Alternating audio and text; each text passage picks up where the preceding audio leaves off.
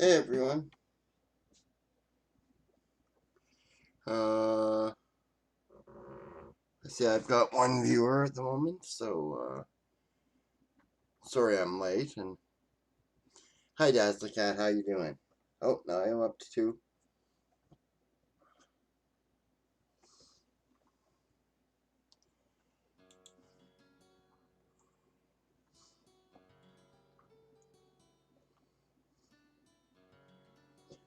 Okay.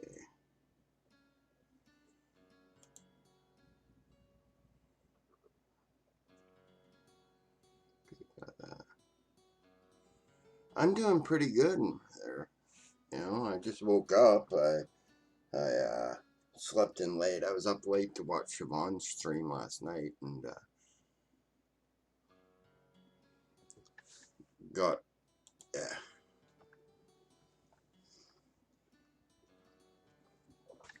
So as usual, this is just gotta take the old leg off.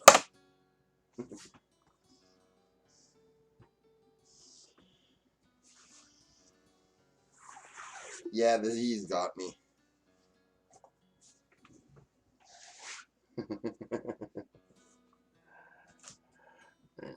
As usual, I'm ready to answer any questions people might have if they're ready to ask any of them. Right. I'm also on this stream. I'm going to be taking a look at World Anvil articles for summer camp and giving you my opinion of them through a gaming perspective. If you have a gaming World Anvil site and you've got articles that you're putting up for the summer camp, post them in chat and I'll give you my opinions on them and critiques.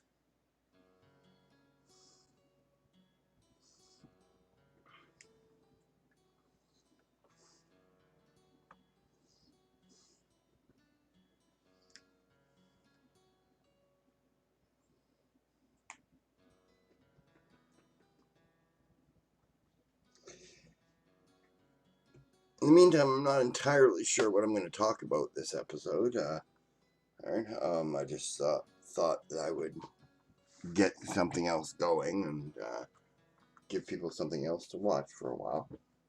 Shoot.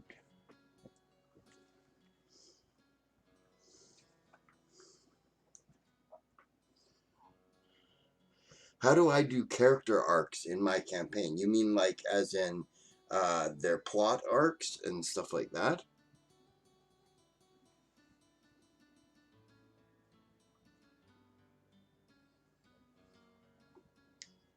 I'm not sure what you mean by how do I do character arcs, like as in their stories.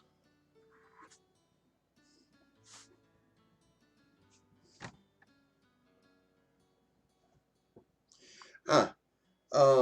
I like to have my players come up with a good backstory for the character. Your character was something before they became an adventurer, right? That was the big thing, right? Or a murder hobo or whatever you want to call it, right? They were something, right? Their parents were something, their siblings were something, right? Are they're not alone in the world. Well, maybe they are alone in the world, but that in and of itself is a story, right? So I like to get people to give me background on their characters, and then I like to try and fit elements of their backstory into the campaign. An example would be Arian, who is the sergeant of the group in our current Pathfinder campaign. We have a bunch of midshipmen and a lieutenant and one sergeant. Right? He's got a backstory where his parents disappeared some time ago. They were naval personnel too, and they disappeared. Right? And the Navy won't answer his questions about it. So I've got some ideas for that I'm putting into the game now. Right? That they're all looking for to find his parents. Yeah. Right. Right. I find that character arcs are pretty easy to do in a campaign if they don't separate one player from the others. Right. Geez, how do I explain this? Right. Some people's backstories put them at odds with other players, with other characters. Right. Um, and I do have some trouble with. Hey, Song, how you doing, hon? Hey, DM Stretch.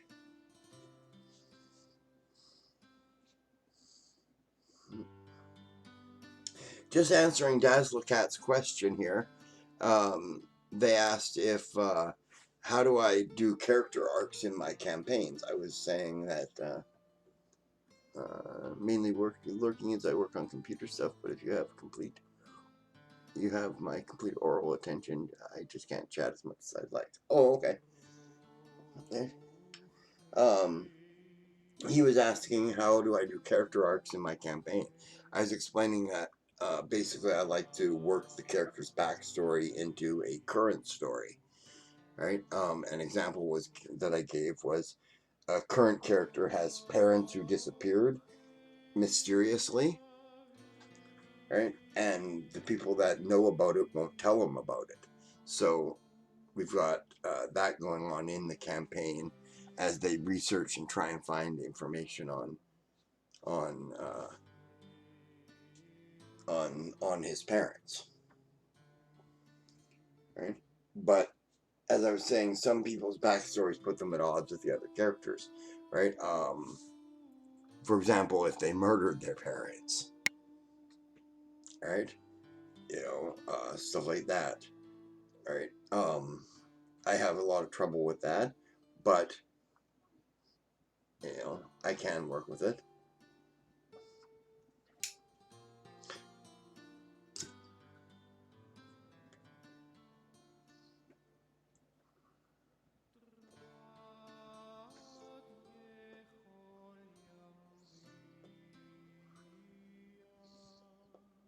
Hi, Lorraine.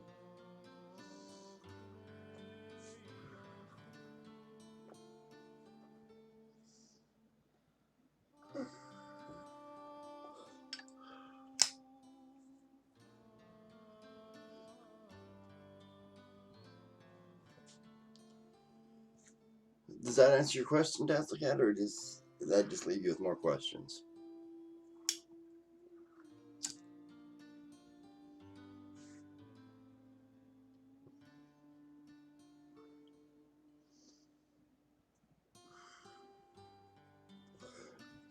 Oh, yeah, you failed to connect your character's backstories during session 0. Okay. Um.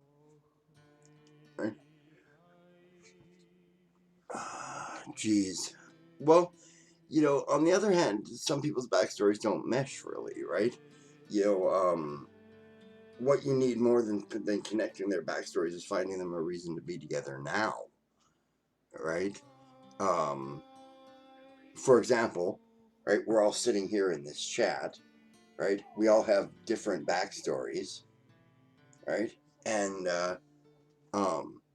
but we're all sitting here together doing the same thing now, right? Because we have a common interest, right? Yeah, Sap and Stars is right. Send them to jail and have them break out together. That's a perfect thing for them, right? Get them doing something together. Yeah, I know it's, but get them doing something together, right? Get them in trouble with a local alderman, right?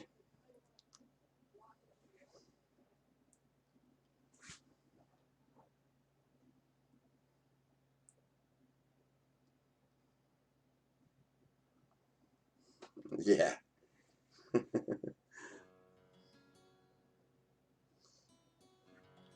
so right. Basically, the idea is get them working in the same direction. Um, Get them in trouble with the local thieves guild. That's a good one. All right. Have one of the local thieves pick the pockets of one of the characters or something, and get caught. Get you know.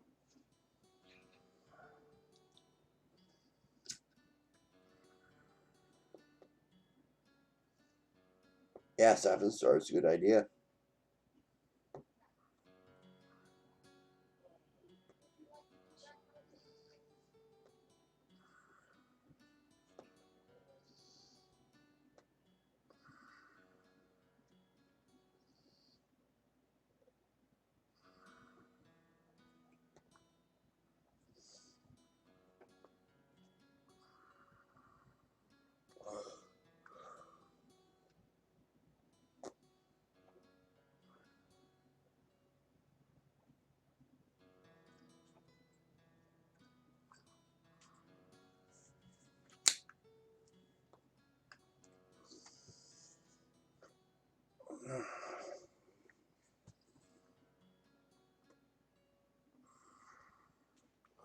Yeah, basically anything that gets them flowing in the same direction is going to be a good thing, right?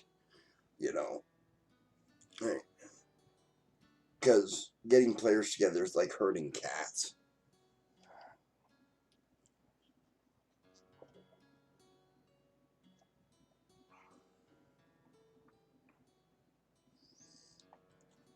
Yep, that too. You could have them have to bunker down in the inn due to bad weather.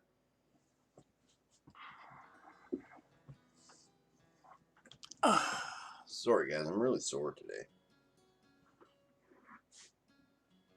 So I'm sort of fidgety.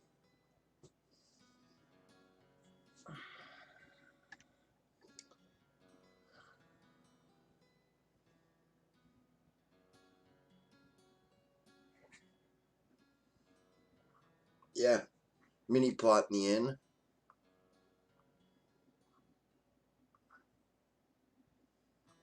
Hmm.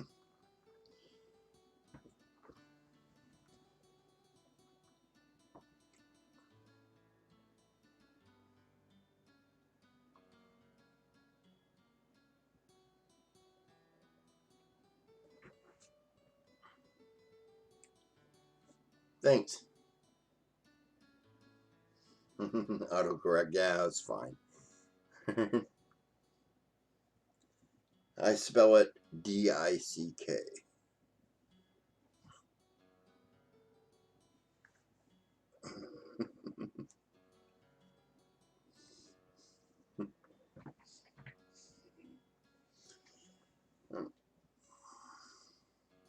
As I was saying, I'm also going to critique articles from summer camp in this stream, right? Sorry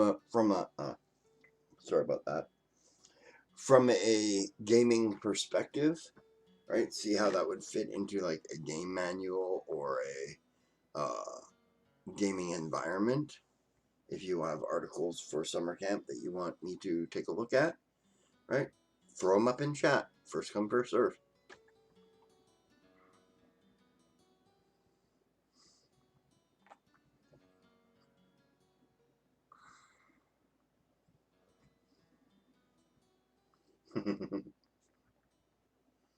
What's your Apex Predator song?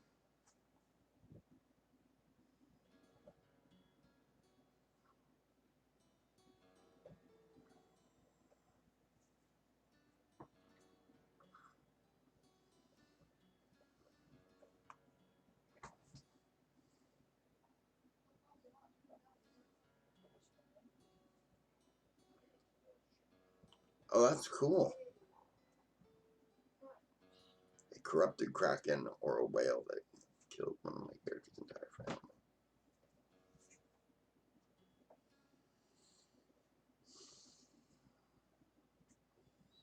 Hmm.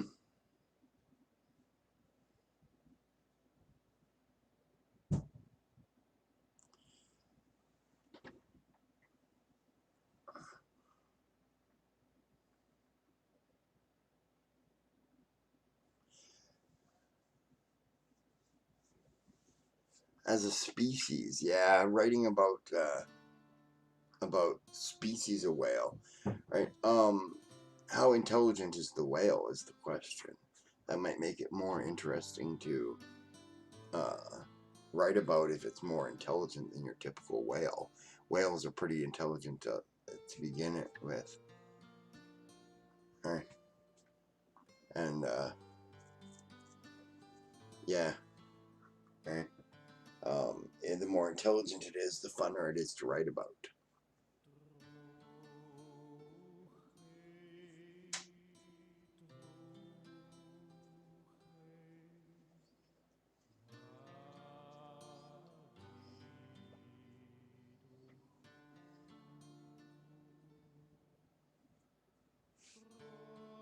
How would I go about creating a new species?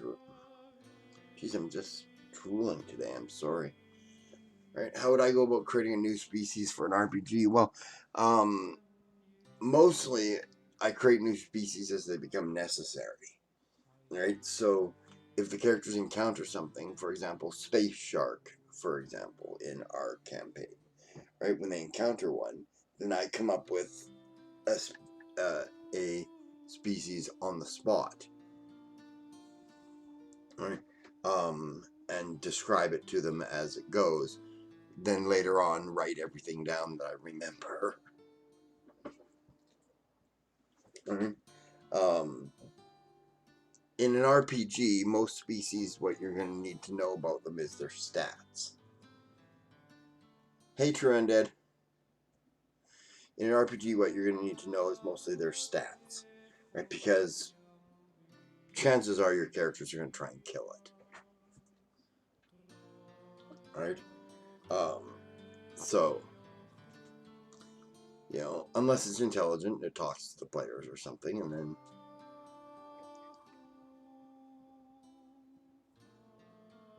notes. All right.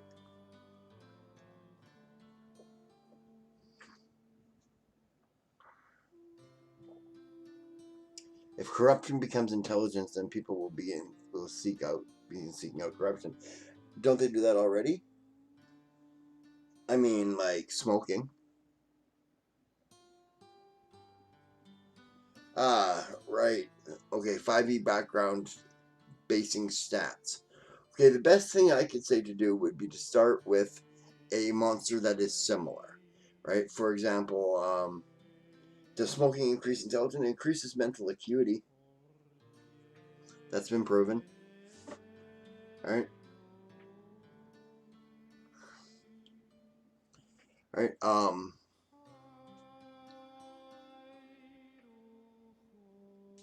right. No, you should not start smoking. See, this is what I'm talking about. People seeking out corruption. Yes, DM Stretch. She's playing 5e. All right. I would compare it to a similar creature. Start with a whale. I mean, I don't know the 5e system that well, but I'm sure they have a whale in there. Illegal drugs are fine as long as it's marijuana. Yeah, and DM Stretch is very right. D&D Beyond is a great resource for homebrew in 5e, right? It gives you a lot of click here and create. You in Canada, Sappin Stars?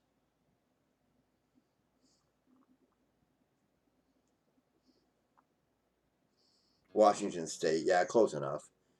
That's just southern Canada. I'm Canadian, by the way, so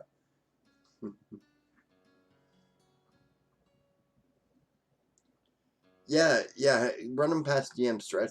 That's really great too. Um, yeah, he's 5e DM, so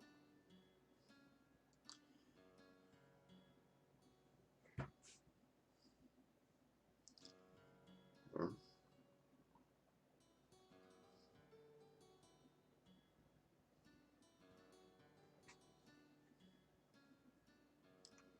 How have you gone about creating characters in my own world?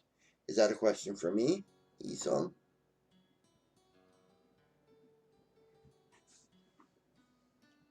Okay. Characters are. Oh.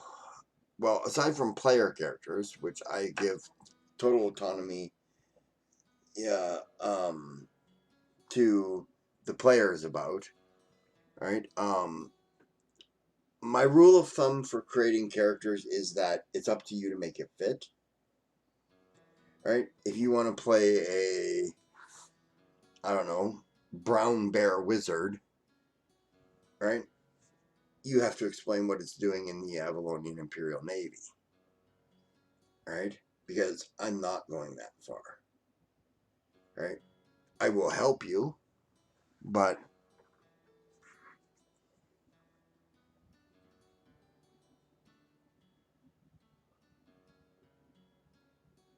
oh, sorry, monsters also interested in NPCs.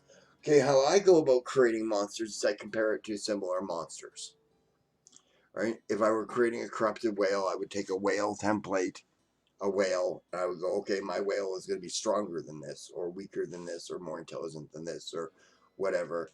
And then I would just tack on.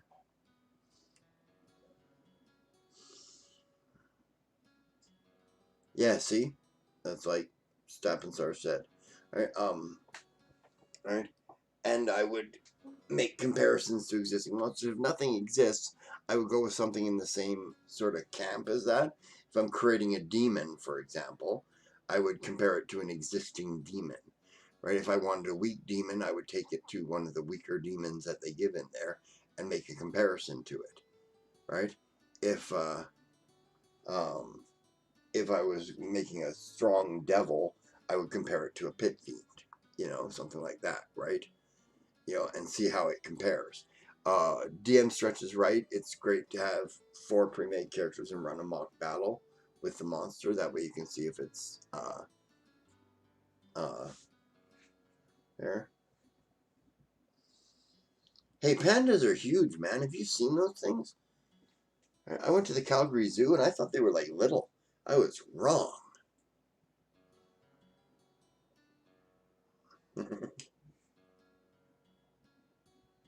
Pandas are idiots. Yes, that is true.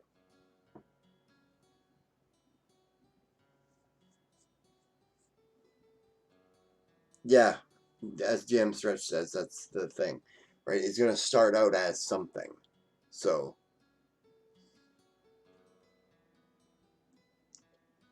okay, True Undead, you're now Barbarossa Sparklebeard. Okay.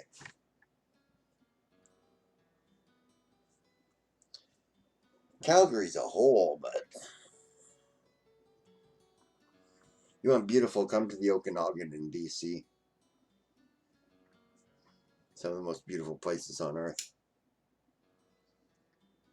Yeah.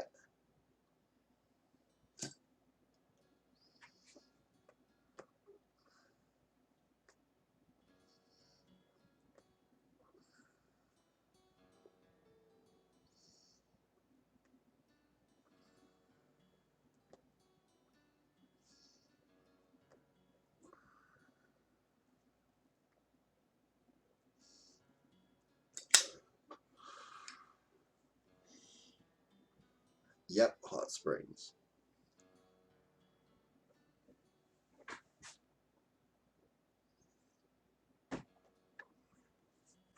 We joke that Banff is the sound that a plastic bat makes when it hits your head.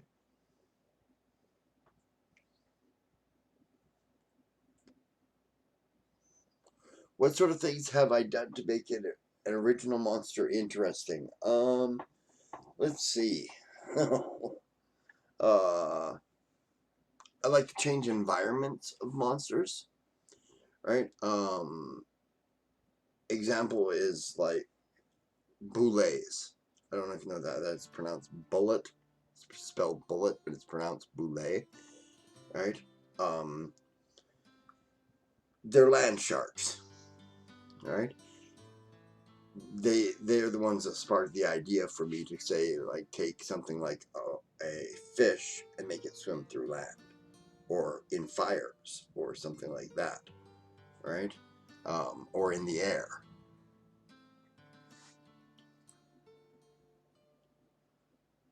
Welcome back, DM Stretch. Yeah, flying octopus. Yeah, something like that. You know, change its environment. That's a good thing to make it interesting. Change its intelligence level. That's always a good thing, right? People like to run into intelligent shit, right?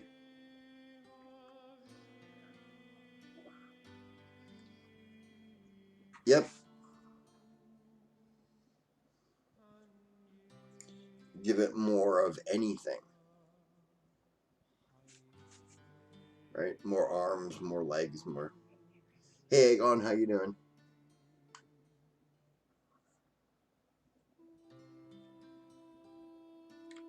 Do I have a monster you've really enjoyed using? I like using standard monsters more than anything, right? The common things in the game, and trying to make it, um, and trying to make it more interesting in the encounter rather than with the stats of the encounter. All right. I'm doing well, Aegon. Thank you.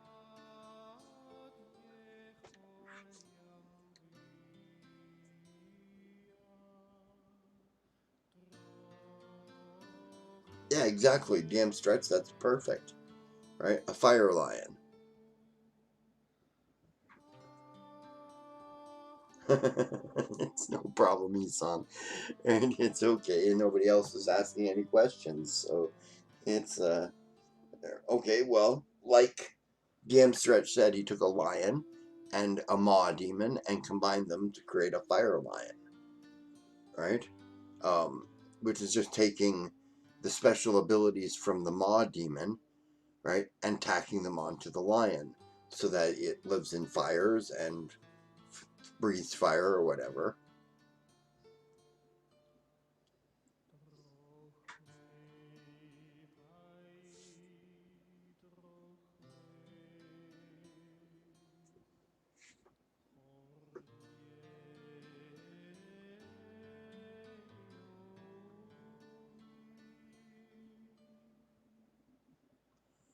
Yeah, homebrew is great, especially mead.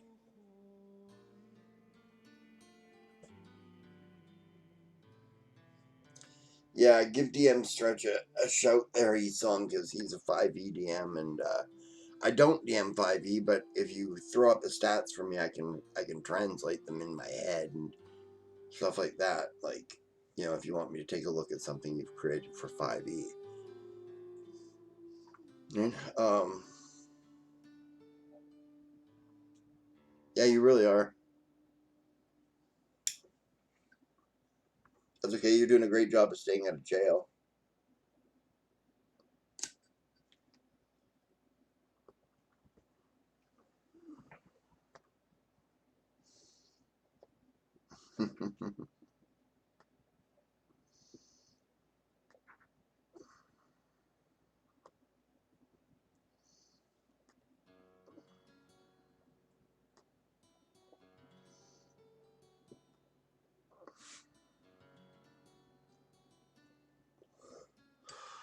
Like the were-leg of barf does. Look at.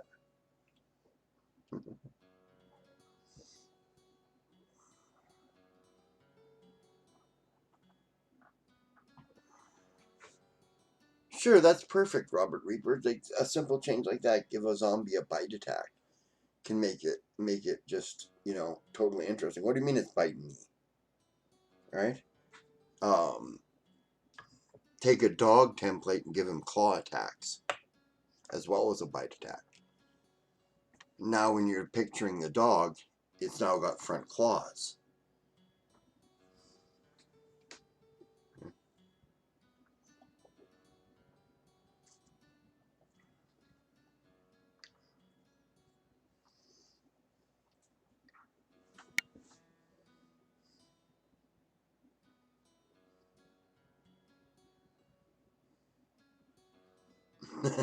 That's cool. That's a cat. That's a cool encounter.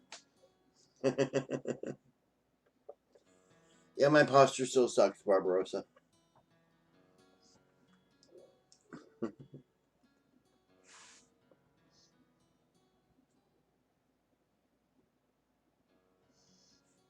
Oh, hey, Bob. I didn't see you come in there.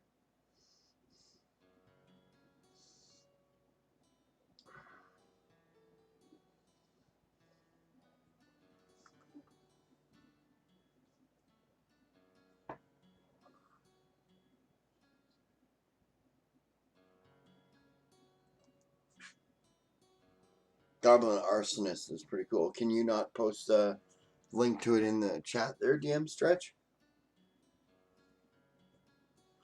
We're talking about tweaking and creating monsters and such for homebrew campaigns, Bob.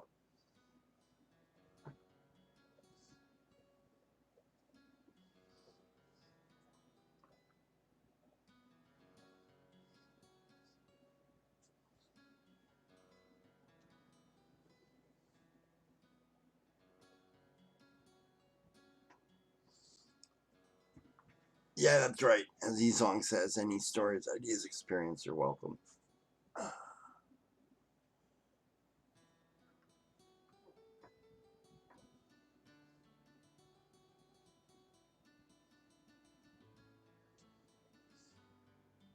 Well, why don't you do that, DM Stretch?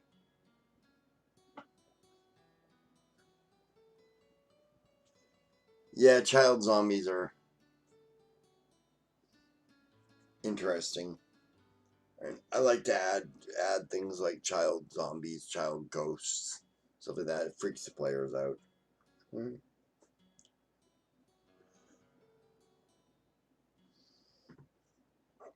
One of my favorite MMORPG moments comes from a quest dealing with a child ghost in World of Warcraft in Darrowshire.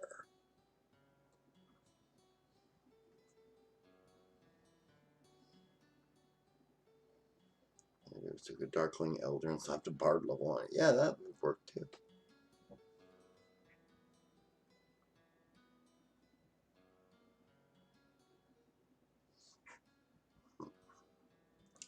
Yeah, putting class levels on any sort of monster gives it a unique feel too.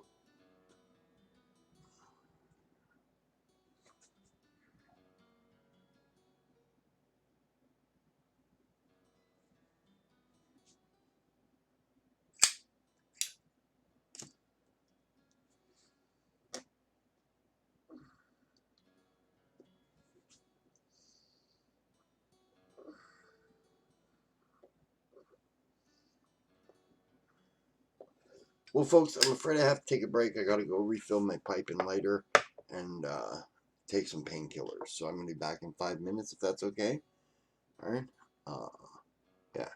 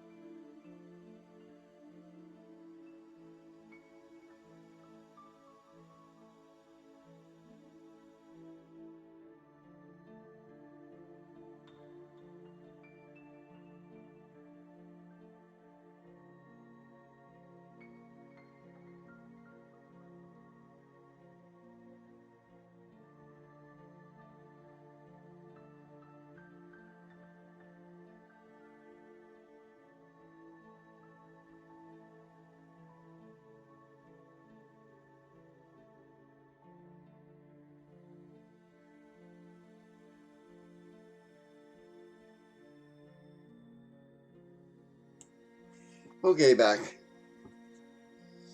Huh.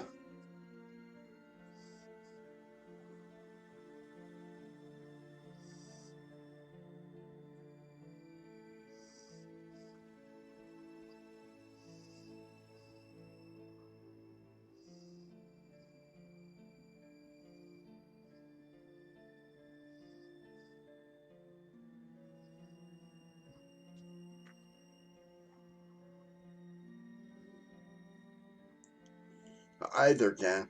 Just a second.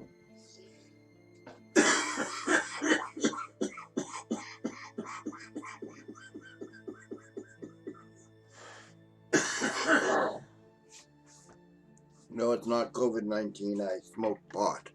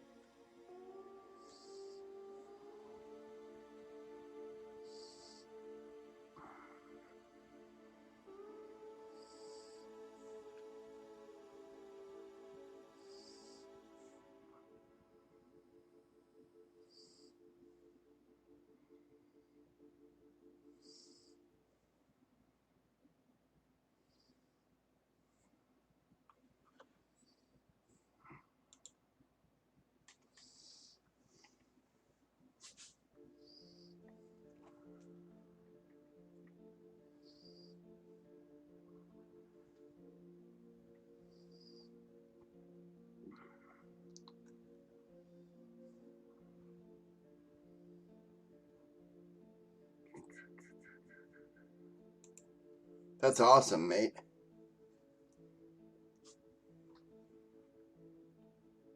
DM Stretch. I was just checking out your Goblin Arsonist there. That's pretty awesome.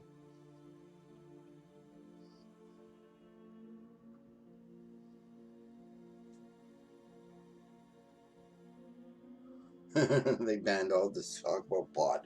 Can't ban talk about pot in Canada. We legalized nationally.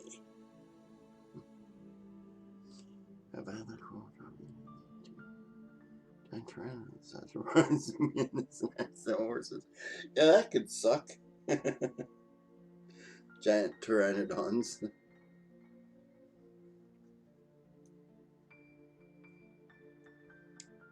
You found a different article that has some good hooks. I'd love to see what I might do with it. Okay.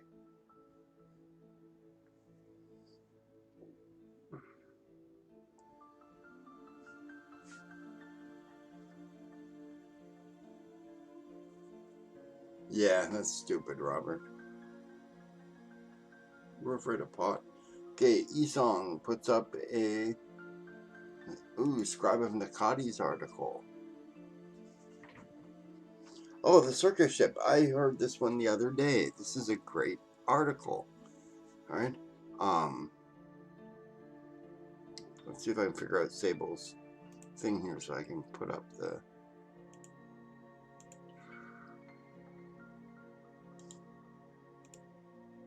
the fuck. No.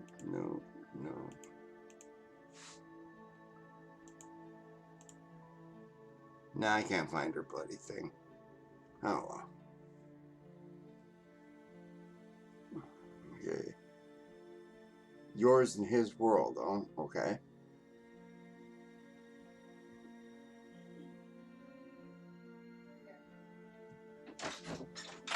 Yeah, babe, it's the main screen one. Main? This Main. one? Ah. There we go.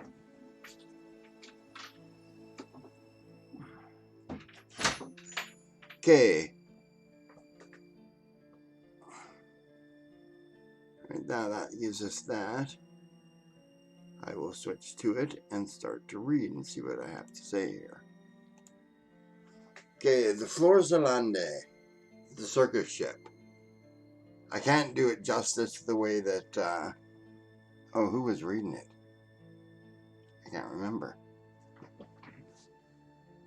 But he did the voices and everything. Step right up, step right up. See the most astonishing creations and let your imagination go wild.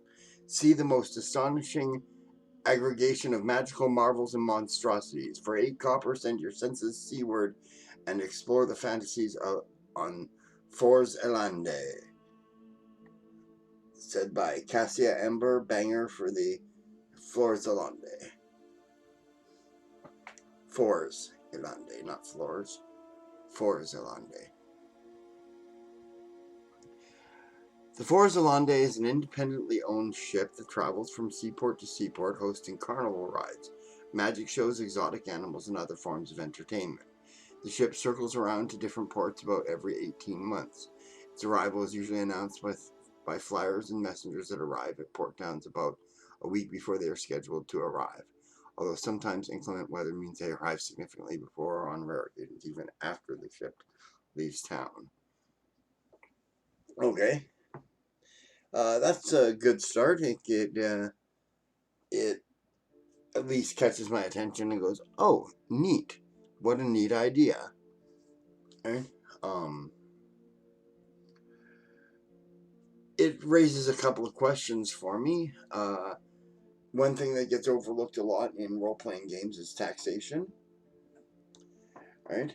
And importing, 200 exotic animals into a town for a carnival and such could result in some serious taxes, right? And tariffs and fees and stuff like that. So,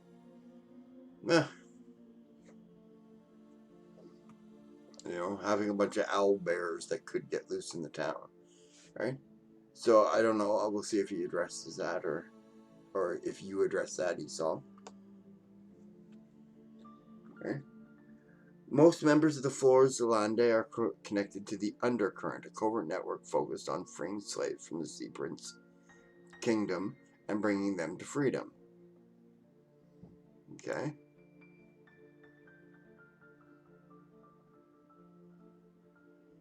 Yeah, I think it was Kahuna. You're right.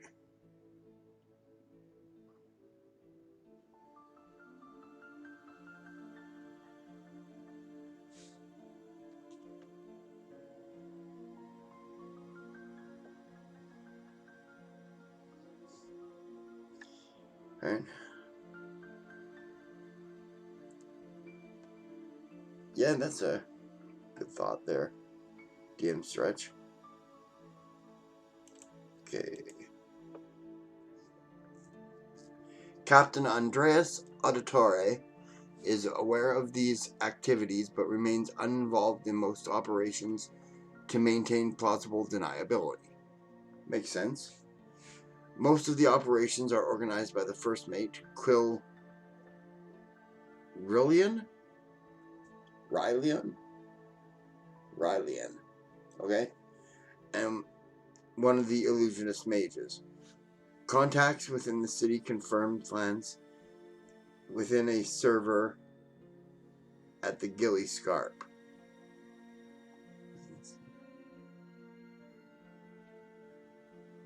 Okay, it makes me wonder what the Gilly Scarp is.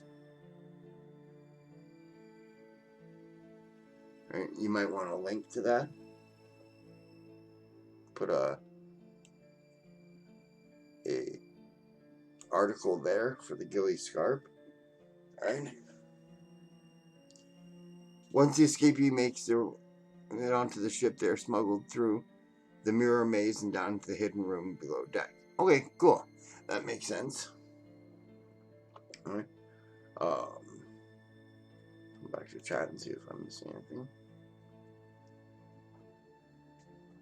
Yeah, you should do a tooltip for Gilly Scarp there. Yeah, that's for sure.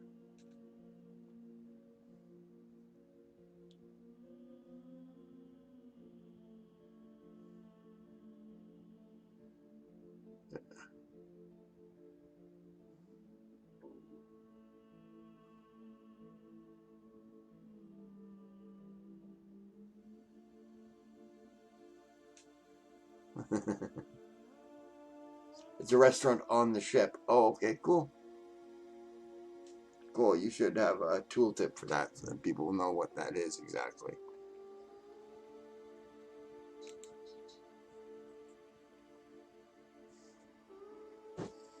Okay. Layout. Based off the blueprints for a modest merchant ship, the ship uses bright, gaudy colors to separate itself from other sailing vessels. Figures it's a circus ship. The first floor has several large attractions, including a spacious restaurant with elemental statues of bizarre ocean. Oh, what is an elemental statue? I would like to know that. Of bizarre ocean animals and a large arena. Right? The arena shows include animal taming, acrobatics, strongman competition, elemental bending. I would like to know what that is.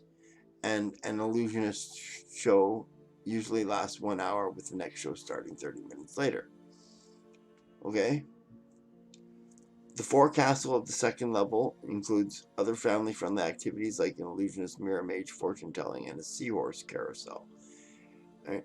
The starboard side of the ship has 3 different sweet shops, a gift shop, and a few arcade games. Most administrative offices, including the bridge, are located in the stern castle. The lower decks of the ship, the lower levels of the deck contain cramped sleeping quarters, a cargo hold, and a small chapel for the religious crew members. Right? There's hidden room below the chapel where Rylian hides escaping slaves seeking freedom. Okay. Well, I like that.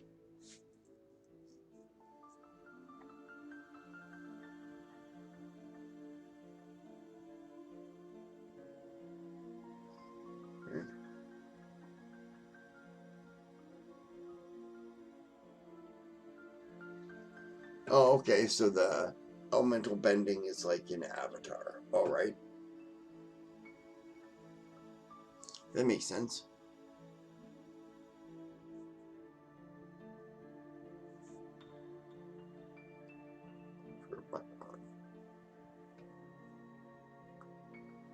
Okay, and I shall continue. Defenses.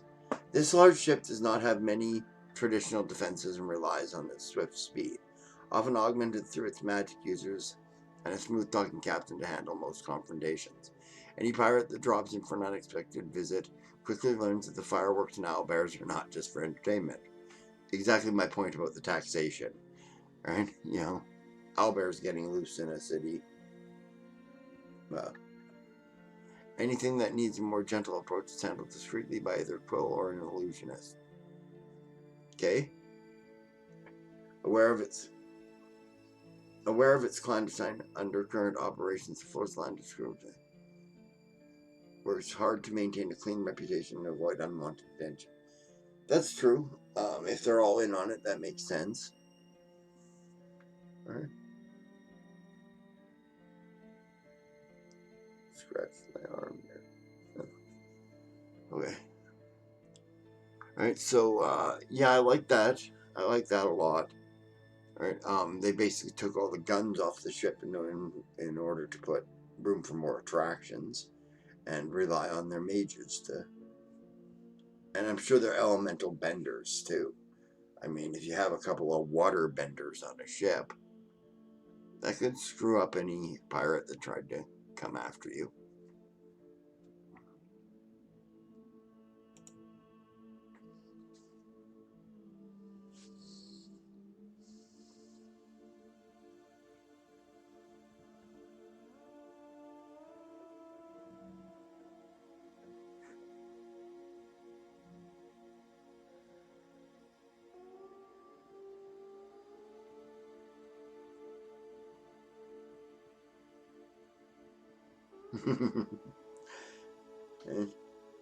I haven't found anything I don't like yet. Right? Nothing that doesn't make sense, and nothing that stands out as not making sense. Right? So,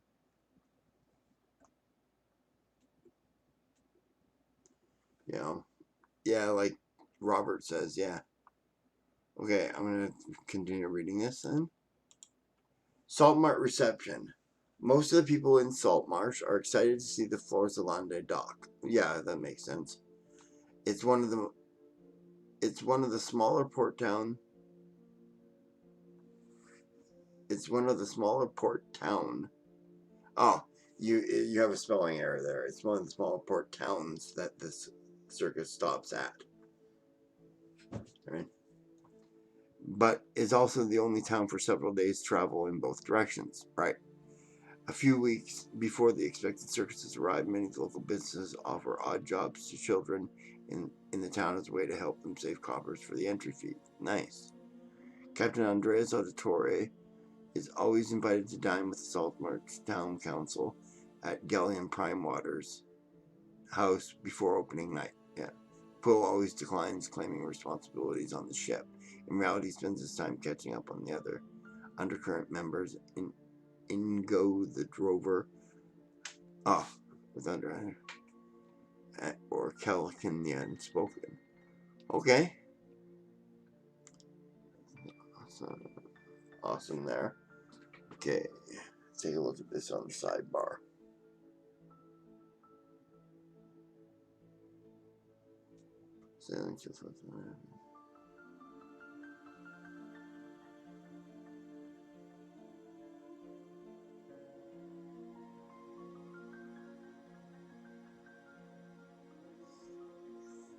Are druids neutral in your world, or are they more realistic?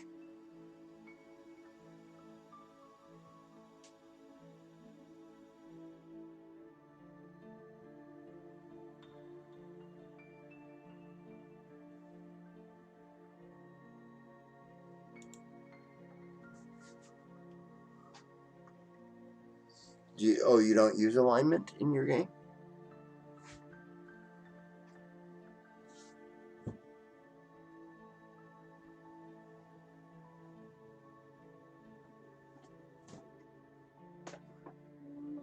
So like I said, I'm approaching this from a gaming perspective. So the question I have that answers the question right there. They appreciate balance, but they still have personal agendas, right? You have true druids on the ship, right? Working for a circus. They're either going to do so for personal reasons or religious reasons, and that's why I was saying, like, as neutral creatures, why would they give a shit? right? But yeah, in your game world, they are more realistic. So awesome. I really like this. How would I use it in a campaign?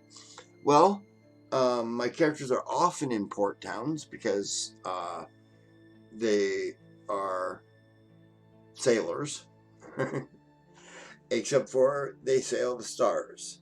So I would make alterations to the ship to turn it into a spacefaring vessel, right? A rather large one, probably troop carrier or something, and um, yeah, and I am sure that I could interest characters in going to a circus.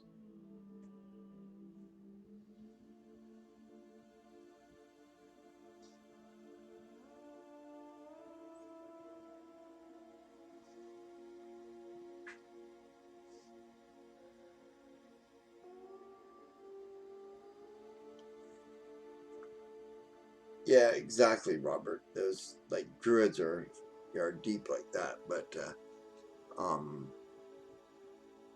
the question is, you got to have a good motivation for why there would always be at least two druids, right? Why did the druids like that? The other question I would have to ask is, how common are druids in your world too? Because if they're fairly common, then having a couple of them around isn't an unusual experience. And why would they care about storms and stuff like that? Because they're on a bloody ship. That's why they would care. But you know, um, yeah. But if they're fairly common, but if they're rare and uh, esoteric, right, having at least two of them on your ship, where did they come from? You know, just a question to ask and answer.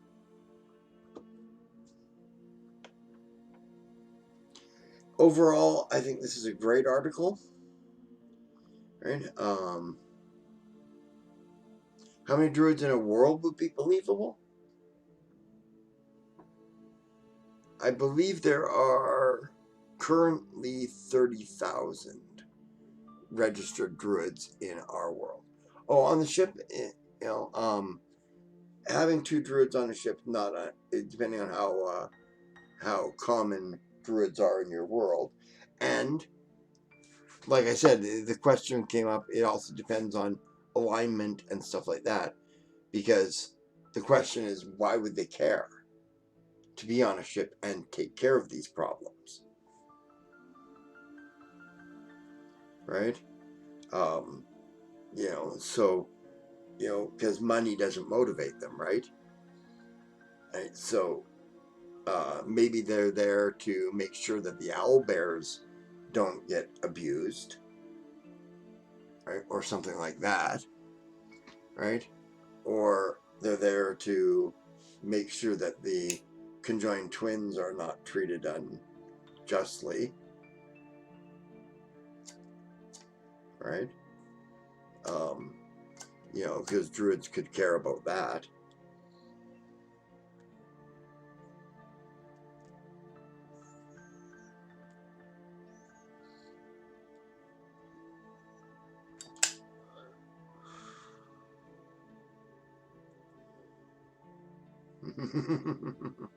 That's awesome, Robert.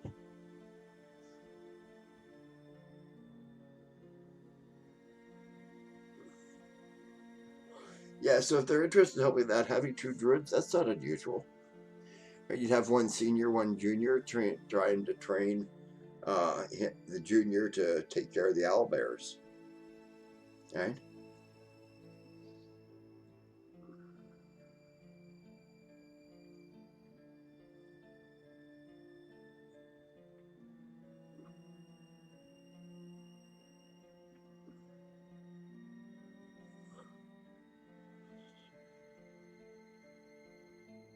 Yeah, that's possible. No, my posture sucks, Quill, and I keep telling people this, but nobody. Yeah, that's true too. You could have a shapeshifting druid for not just the owlbear, but to help train the owlbears, right? And for the things that they're going to do that are more quote unquote brutal to the owlbears.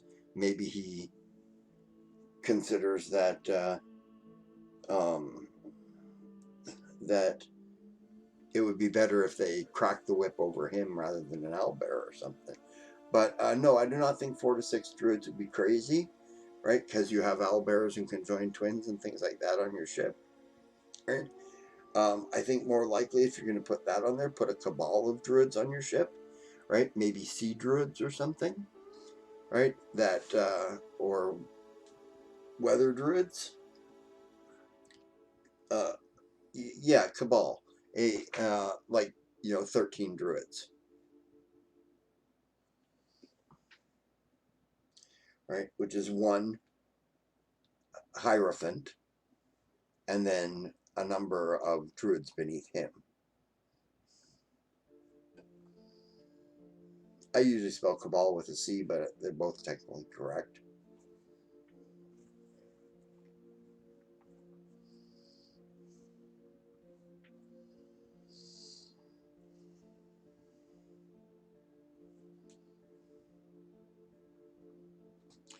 Right? If you want to talk to about druidic structure, Esong, try and get Siobhan, when she's on, to talk to you about it, maybe in the Discord or something. In 5e, I'm not sure. I don't think they've changed too much from 3.5e. All right. Hey, Quillon. All right. Yeah, DM Stretch has got the answer for you there, Esau. Yes. Yeah. Because Siobhan is a druid. Right. So.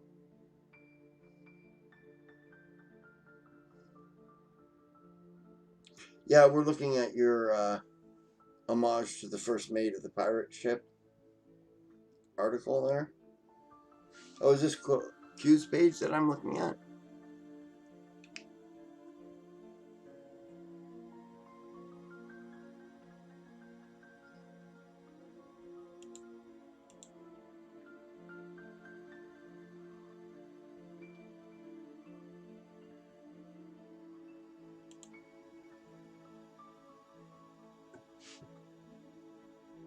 Add a like to it, anyways.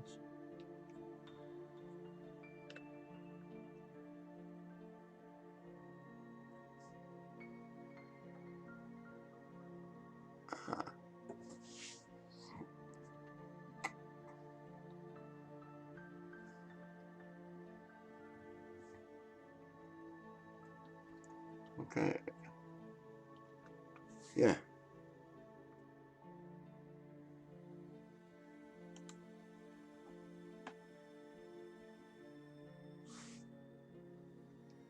Oh, that's pretty cool there, Esong. I didn't even notice that Quillorian really in.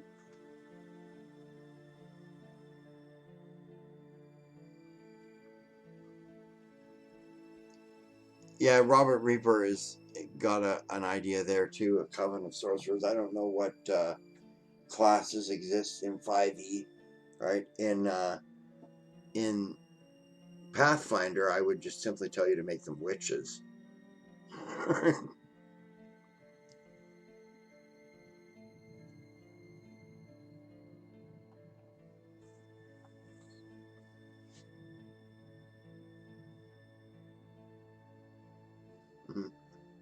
Are you Wiccan, Robert?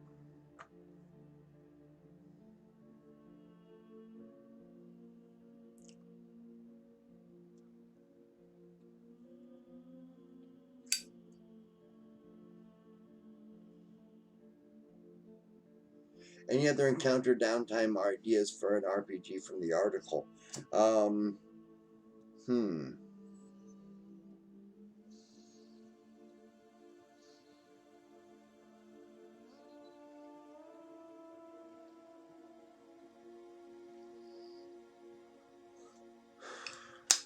I can see getting the characters tied into this freeing the slaves thing.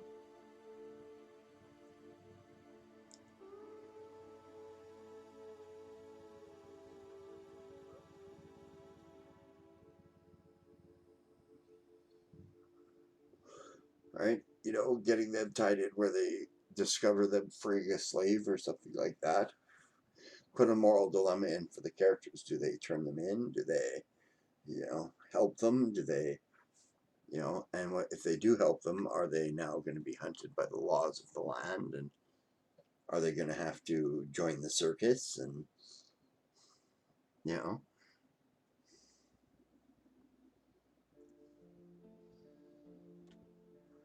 a Taoist, eh, Robert?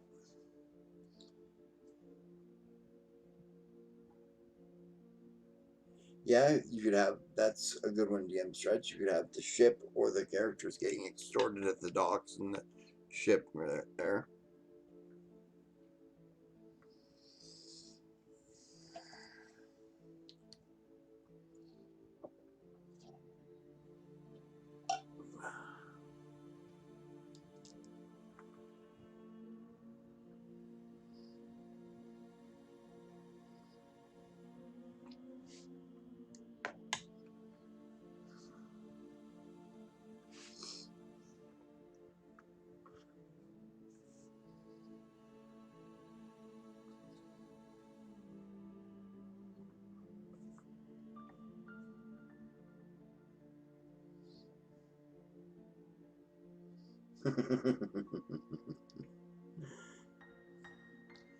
Well, now you can officially join Sable's privateers.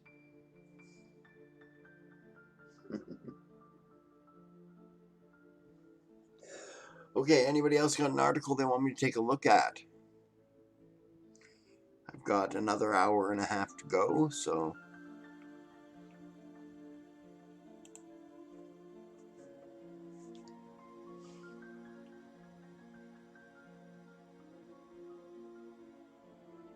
Ironically, I stole the Tao Te Ching. It all depends if there's a lesson to be learned by it that's very Taoist.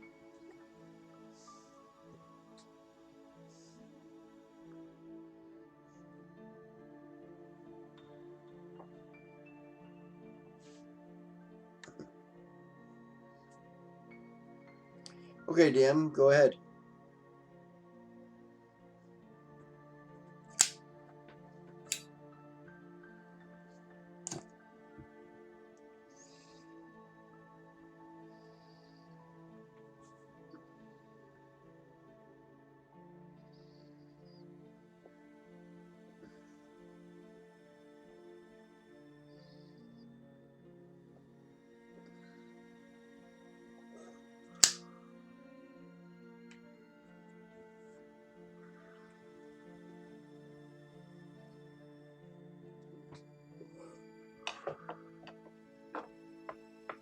Okay.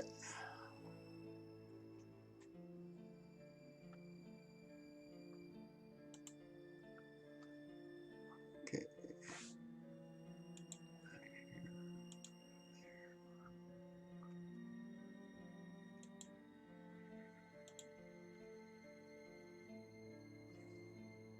Sharaira Salah. Sharaira Salah? The Hall of Ghosts. Oh, you thought getting in was going to be the battle? Oh no, my friend. You'll soon be fighting to leave. Don't bother though, you'll only die tired. The Sharira Salah, meaning Hall of Ghosts, was once long ago a bustling headquarters and training ground of the Shadowed Blade before they fell foul of the law and added the name Syndicate. This was back when they were a unit of elite troops set up by the Yalaxian King to covertly counter any high-value enemies of the kingdom. Okay, so they're assassins, obviously.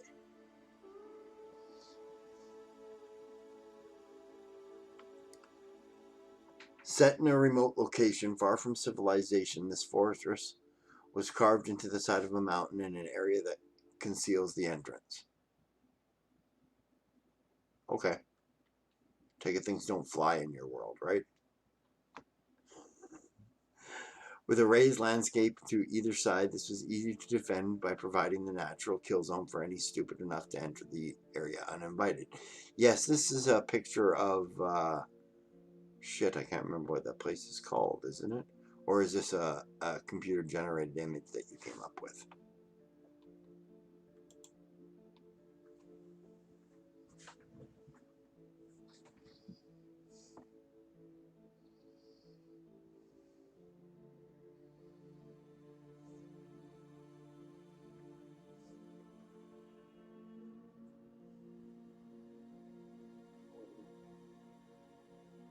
Right, right. The Petra, right.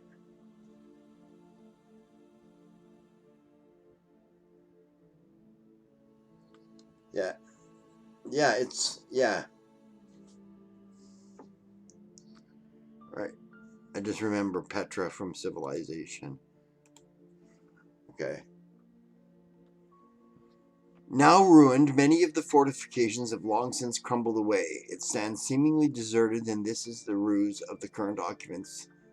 This is a ruse the current occupants like to keep, for it is still the home of the same organization that originally had their base here, only now it's shrouded in mystery. Any casual wanderer here would see only a ruin, but not all what it seems. Secret doors leading into hidden passages opening to a vast underground complex. Cool. All right. I think you're right. This does need to be expanded on quite a bit, but it's a really good start to say this is the headquarters of an organization, right? I have a similar organization in my world called the Brotherhood of Shadow, right? Except they're all goblins. I'm obsessed with goblins, right? Um, right? It's yeah, it raises a lot of questions for me. Right? That's the big thing, right? Is that I want to know more about who are these people, who is the syndicate of the Shadowed Blade, right? And where do I find more information on them, right? If this is something for your players,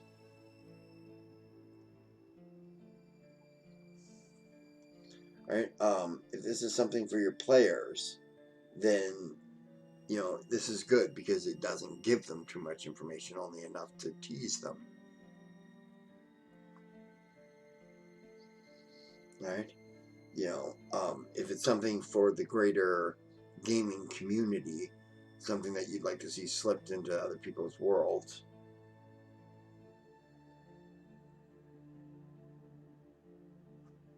Well, that's great, but why aren't they linked to this article?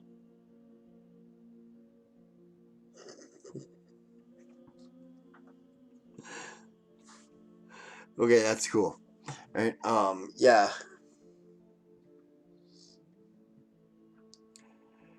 Yeah, okay, I'm going to read the next section then. There are many subtle traps and false walls and passages designed to confuse and deter any would-be invader and to hide the true nature of the building.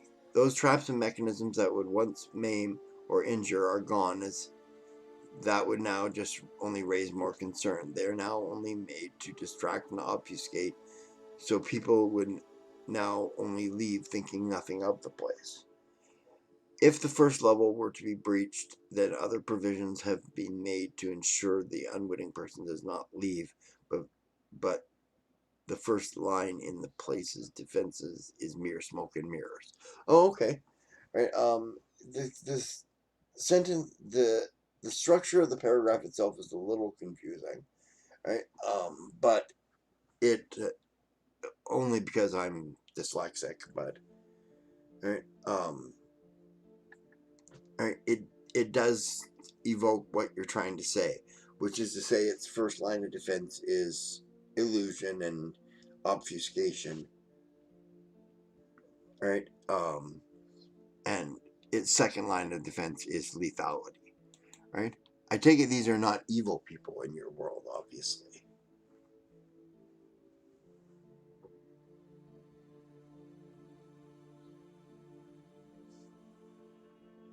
Right? This syndicate is not evil. Right? Um,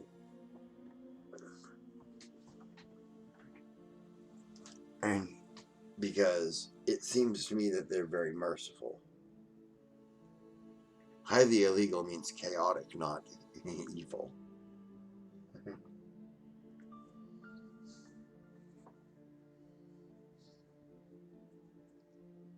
Right? And even then, that's only in the D&D view of the alignments.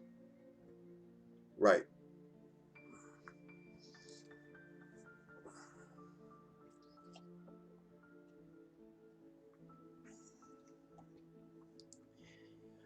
Okay, I'd like to know what motivates them.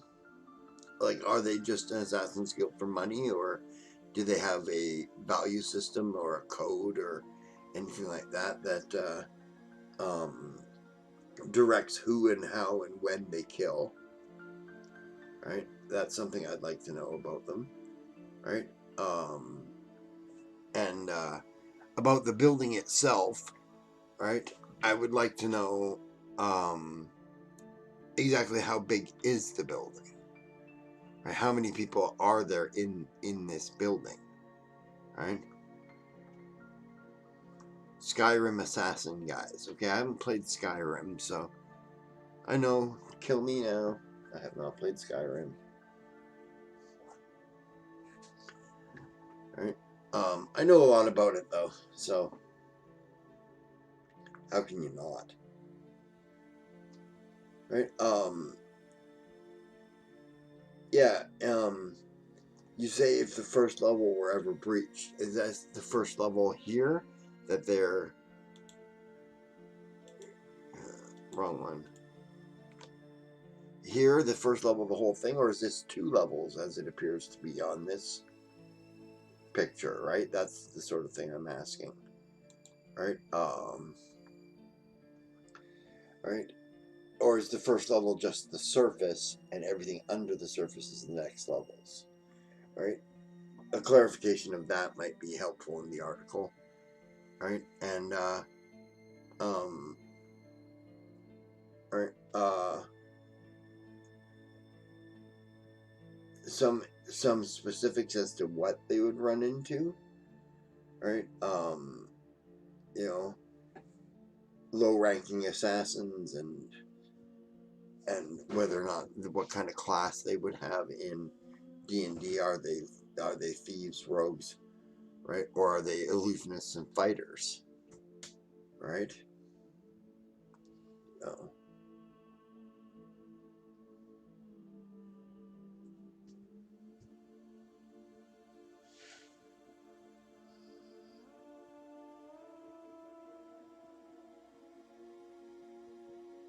Yeah. So those are my only critiques of the article that I can see at the moment, right? You're right; it needs to be expanded a bit, but you know, overall, it evokes what it's supposed to, right? Which is to say, it lets me know that I'm dealing with a guild of assassins and that they're not really deathly evil people, right? They aren't constantly seeking that, seeking death and mayhem, right? So, you know, yeah, I like it. I like it. I think I'll give that a follow.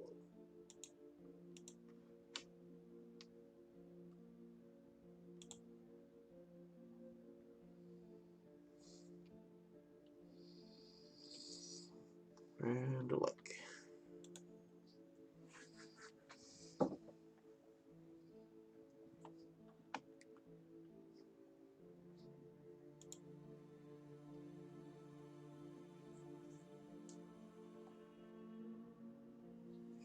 Okay, cool. Anybody else got an article they want me to take a look at while we're going, or do we want to just move on and answer some more questions and see if Esong is still in the chat and not doing what she's supposed to? should put her in jail so she can get some writing done.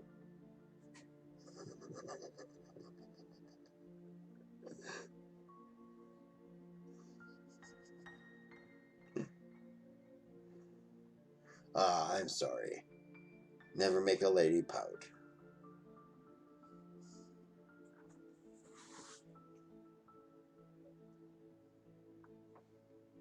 Had to open a new tab. Oh, okay. Nobody said anything after cheers except for E Songbird said, "Say, still here, hey."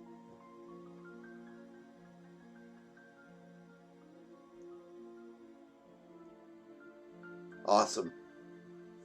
Having a jail emote there. Right. Siobhan wants me to take Sable's Privateers emote and put bars over it for her.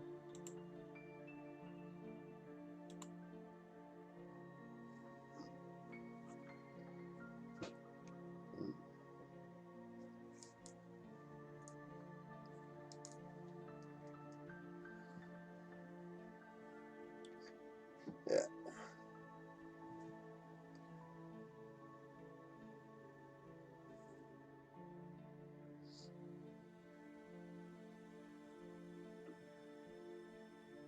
Well, we're halfway through the stream. I'm running out of drink.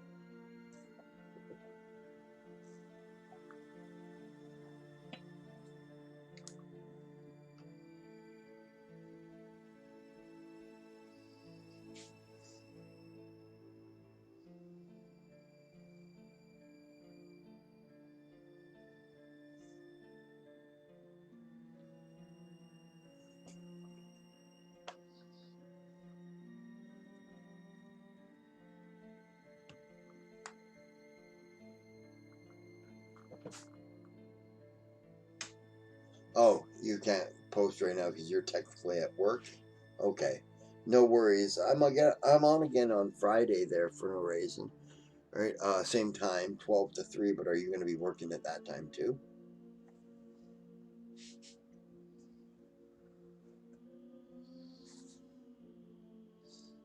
Oh, okay, cool. Then you can post on Friday.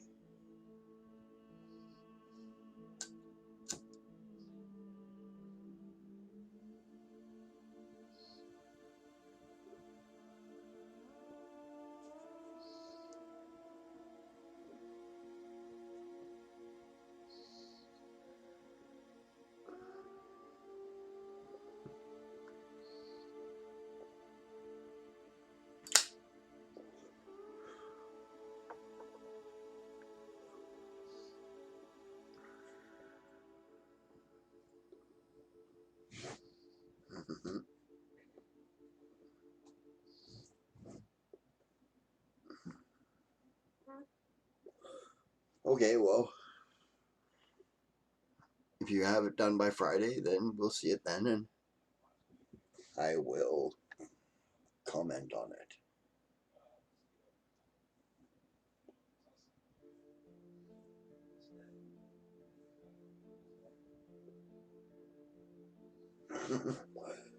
I've got part of one article that I did for summer camp.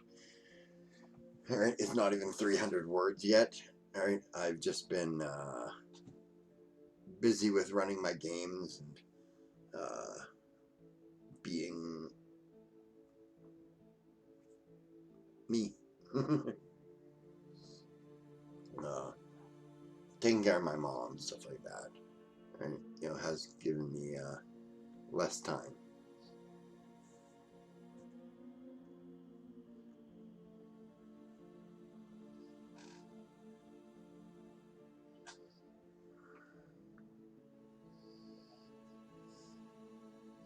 How about you, Esong? Do you have another article you want me to take a look at?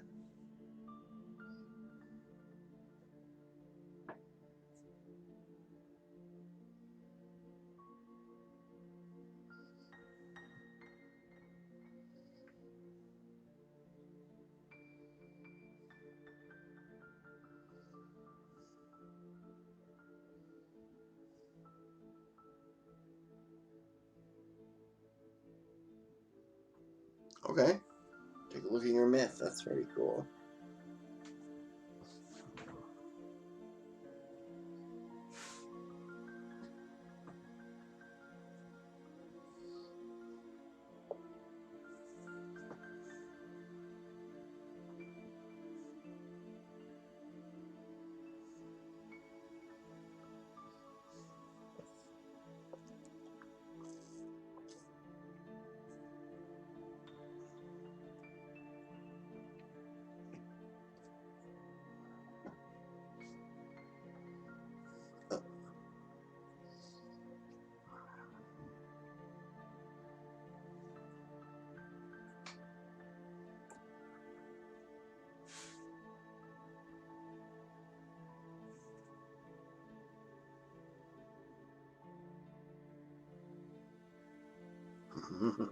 Close out my real avatar so I can get some real work done.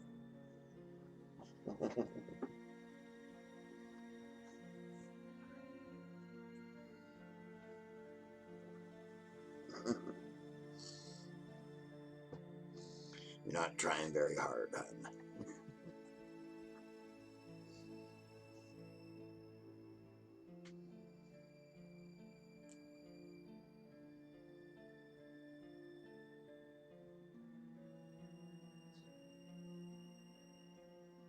I know you are. I tried real hard to go to bed last night too, and I didn't end up there until like 4:30 in the morning.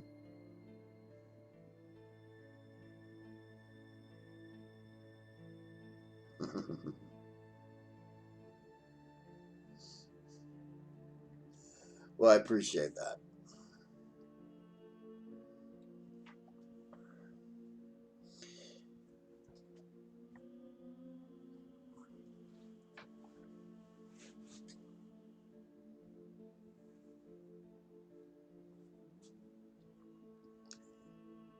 Yeah.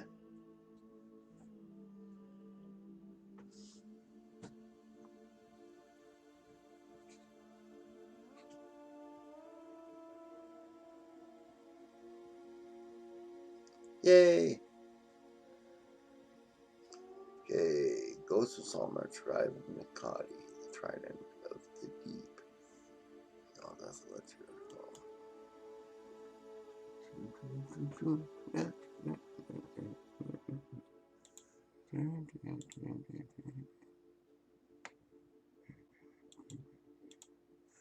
The Trident of the Deep, a Gadalatha legend.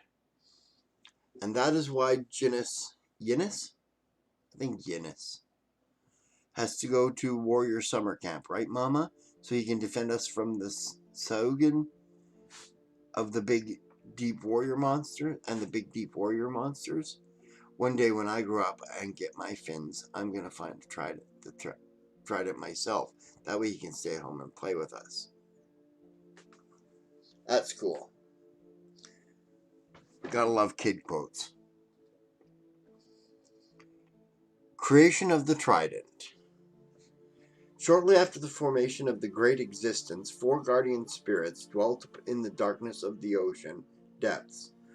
Locked into a vicious battle, they tested each other, searching to find the strongest among them. So great was the fierceness of their struggle that they tore holes through the planar fabric of reality, creating an opening to another place, a dangerous place full of hunger and hate.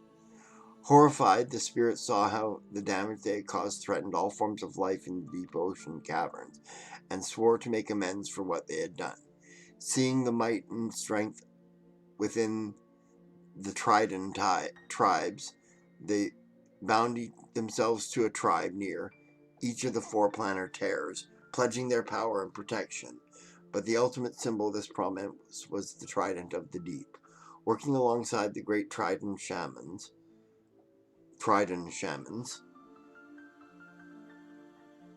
that word looks weird to me. You know, the plural of shaman is shaman, right? Okay. The 4 spirits forged this mighty weapon, imbuing it with mortal and immortal magic. The shamans and the spirits traveled together to each planar tear. Even with the power of the shamans and the spirits, the Trident of the Deep was unable to repair the damage. Instead, they were able to create a seal over each gate, locking the evil inside for a time. Every year the trident would pass from one tribe to another, carried by a shaman-selected champion, tasked with its use and protection. And every time the shaman would use the trident to reinforce the planar seal, it would absorb some of the magic of the seal into itself, allowing the champion to unleash some of its terrible might onto the tribe's enemies. During the annual Great Marrow Migration, the champion would take the trident to the next tribe, where they would stay until the next migration. Then thus they lived in peace and safety as the trident passed from generation after generation. Okay, I think that's a real cool origin story of this trident, right? It immediately evokes thoughts of Aquaman and Atlantis, right? It, I like not as an homage, not as a stolen concept, right? It appears that we're dealing with merfolk, right? And I love the perspective; it's great, right? By marrow, do you mean water ogre? And is this like this is a 50E campaign, so I'm imagining that marrow is a water ogre.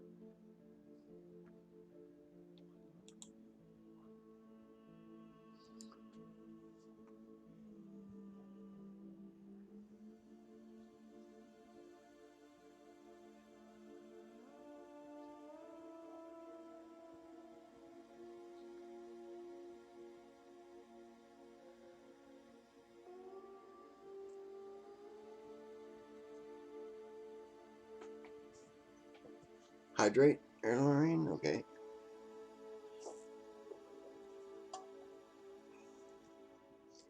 I forgot what I asked you. Oh, in my defense, I smoke a lot of pot, but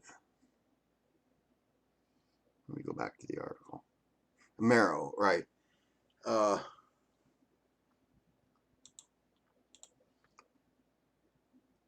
Annual Great Marrow Migration.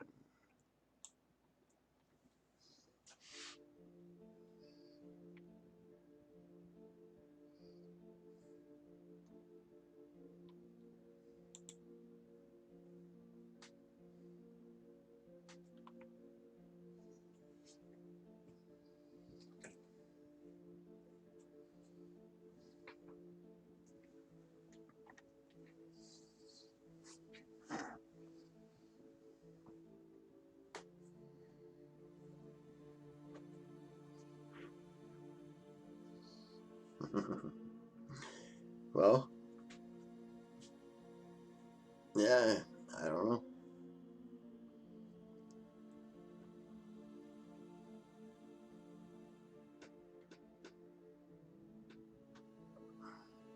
Okay, glad I helped.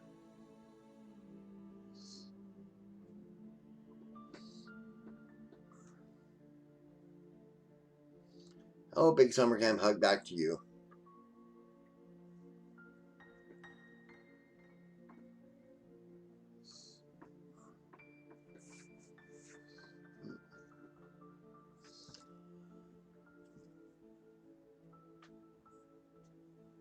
Well,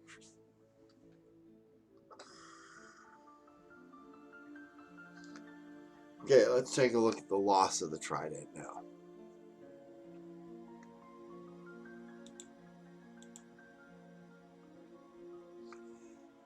But this did not last. The Thuagan, jealous of the trident's might and strength, attacked the Gadalatha tribe. The shaman cried out for help from the other planar tribes, but no one came. Torn between her duty to the trident and her duty to the tribe, the champion stayed behind to defend her home, unleashing the full power of the trident against the doomed Thuagan. Unable to leave before the Great Marrow Migration, the champion was forced to travel during the Ocean Blue. On her way to the Ledaratha tribe, a bitter Thuagan warrior attacked the champion and took the trident, leaving her body to rot in the deep ocean caverns. Without the power of the trident, the planar seals started to crack and demons slipped through the growing fissures, destroying the Lederatha tribe. Bitter and scared, tensions arose between the three remaining tribes. They broke the agreements of old, scattering to survive. Only the Gadalatha tribe remained by their gate, pledging to keep the monsters of the deep contained. But legend has it that the trident of the deep knows its purpose, and if found, can be restored to its power and glory. The old ways can be made new. The fourth tribe restored, and the doors closed, and the ocean made safe again. Cool. Really cool. Right?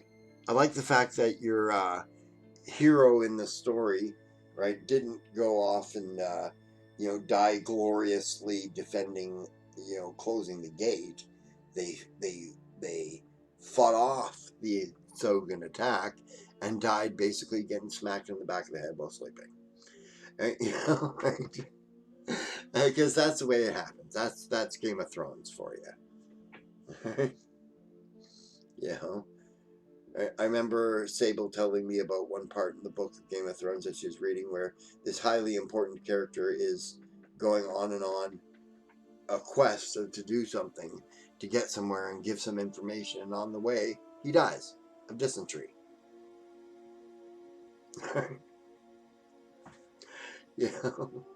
Because that's the way things happen. It adds layers. Yes, it does, Salt. Yeah. Yeah, it is. Everything, you add something that's a little unpredictable, it makes it more believable, yes.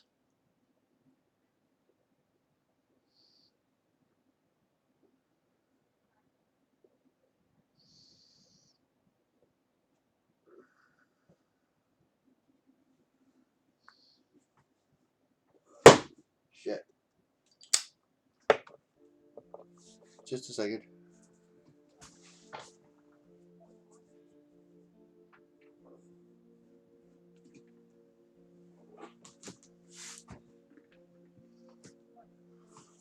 Spinning around in the chair and knocked my prosthetic over.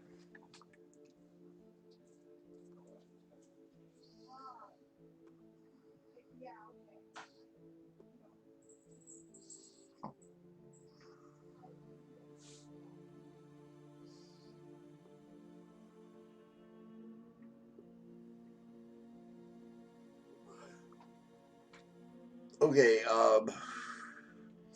the ideas that I would have now is the Sahugin have passed the trident along first to the sea elves, right?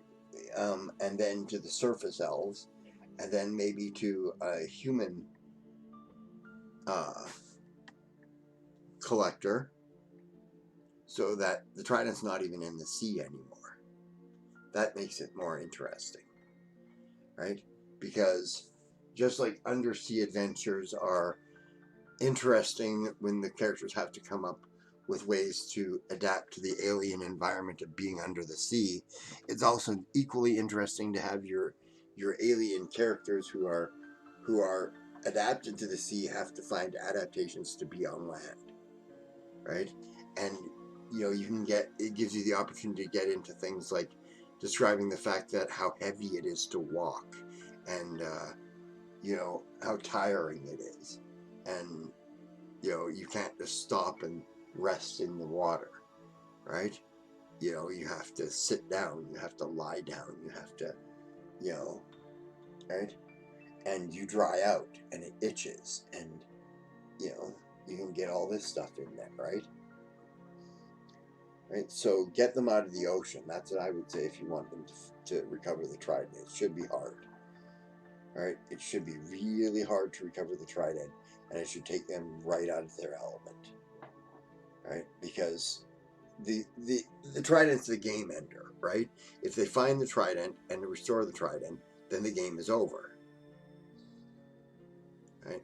It's like Babylon 5 season 5, right? You destroy the shadow, right? You can't go any further, right? When they put on season 6 and 7, it was stupid, right? Because the story was over.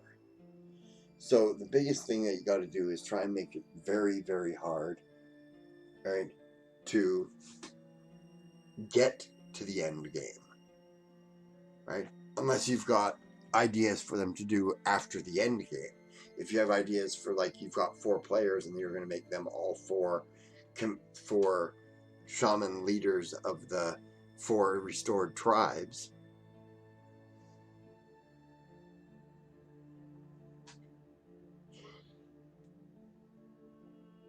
How to make it hard underwater for them? Right? Well, remember the alien environment for that. So if they want, why would the party want to restore a trident of the deep? There's a question. Now you got to answer that, right? They're a party of landlubbers, right? You know what? What motivates them to do it? To make it hard underwater is easy, right? The first thing you have to do is remember that fight in 3 dimensions, right? Have them attacked from above and below as well. That's perfect, right? If you can figure out how to get them underwater, right, you're going to showcase your one party member for a while, right? Like I say, remember to attack in 3 dimensions because things in the ocean don't think in 2 dimensions.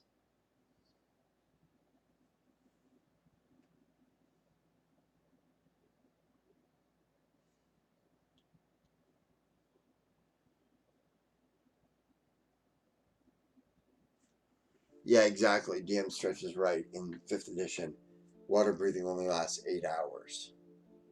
Right, so you've got to have at least 3 of them for each character that can't breathe water normally.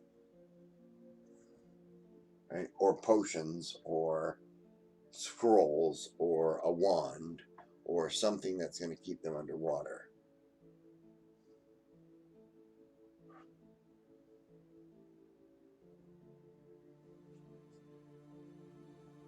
I don't know for sure. I'll take your word for it, DM Stretch. All right. I'm just starting to read the 5th edition stuff now. All right. I wasn't much into it. All right. Wizards of the Coast threw me off with their abomination they called 4th edition. Right. That I honestly was not going to give 5th edition a try. Oh, 24 hours. Perfect. Perfect. That means you only need 1 for each member of the party that isn't a water breather.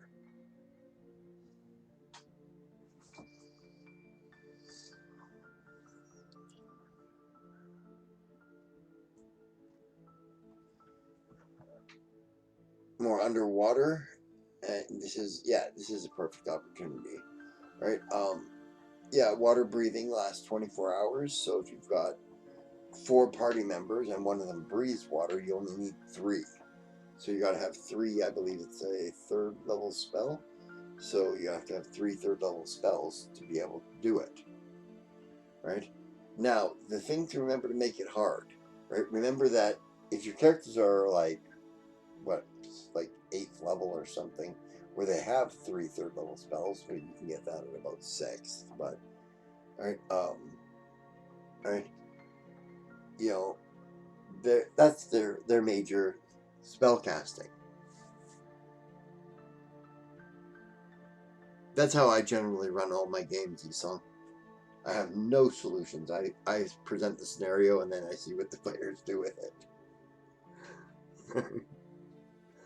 Right? But remember that if you're taking them underwater and your characters are not high level, you're taking away some of their high level spells in order to make them capable of functioning underwater, right? Which is, in and of itself, makes things harder, right? And then remember environmental factors like you can't fireball underwater.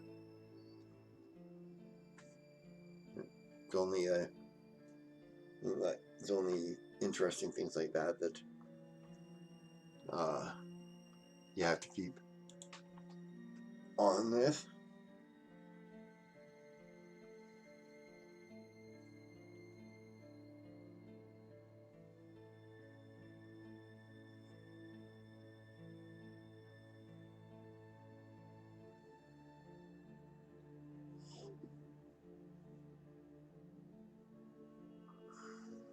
Yeah, I was just reading what you were saying there, Esau. Right. Yeah, it makes sense. Underwater adventures are best for characters in third and second edition, about ninth level, right? Or above, right? Because you got to have enough ability to get through there. Now, remembering things like slashing and bludgeoning weapons do half damage, right? Underwater and have penalties to hit, right? Bows don't fire underwater. Crossbows do, right? I'm not sure how much of this translates into 5th edition, but that's most common stuff that happens underwater, right? You know, yeah, exactly. Exactly. Your words, your rules, right? But realistically, certain things happen underwater, right? Um, when I was training in martial arts, we used to have to go down to the beach, right, and stand in water up to our chest and perform katas, right? And it's hard as hell,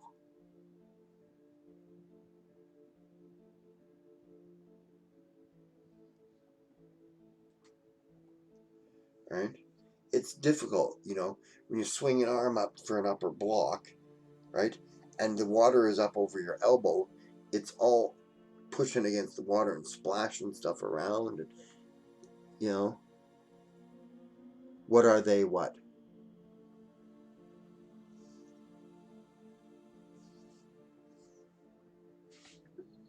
kata?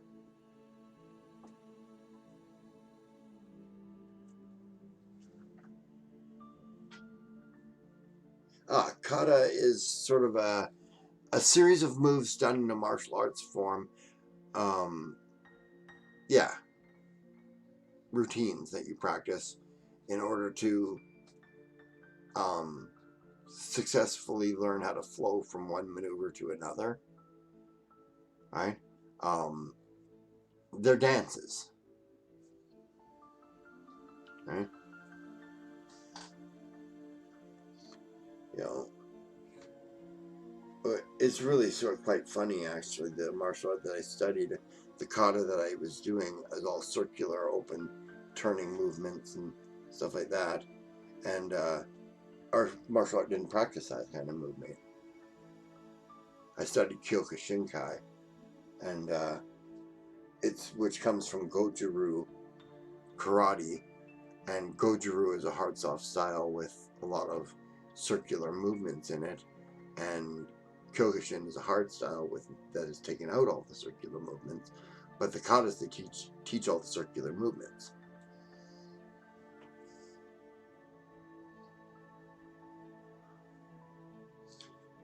You study there, damn stretch?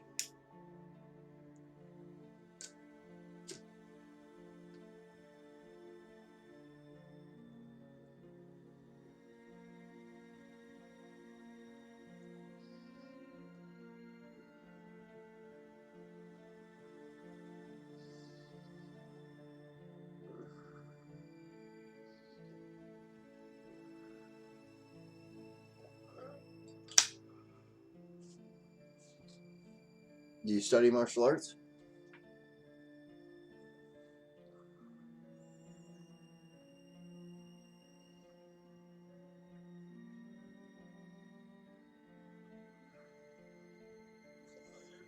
The military martial arts are based mostly on jujitsu, but yeah, they're effective.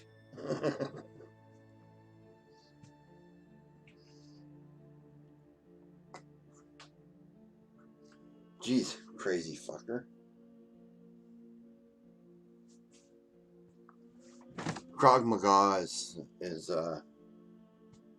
it's the Russian martial art, right? And basically, it's intense. Yeah. Actually, I don't even think it's Russian. I think it's Middle Eastern, actually. But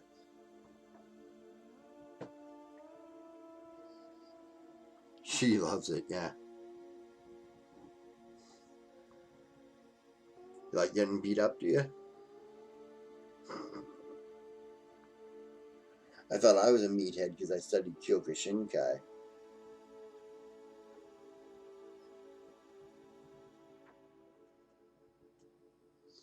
Yeah.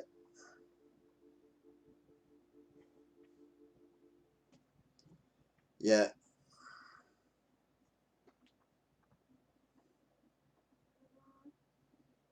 That's cool. Yeah, you do get beat up a lot in it, though.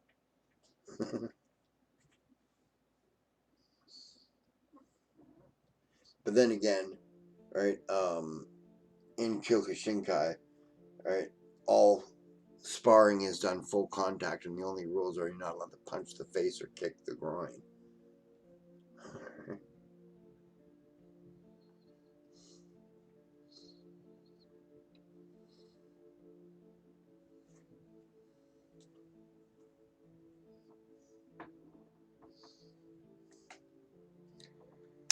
Other martial artists call us meatheads, so.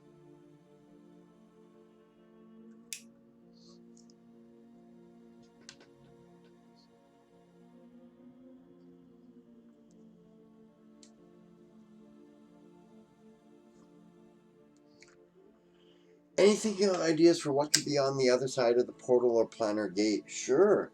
Right? Areas of the elemental plane of water that are alien and strange. Right? With no land, you can think that octopi could grow to like immense proportions and stuff like that.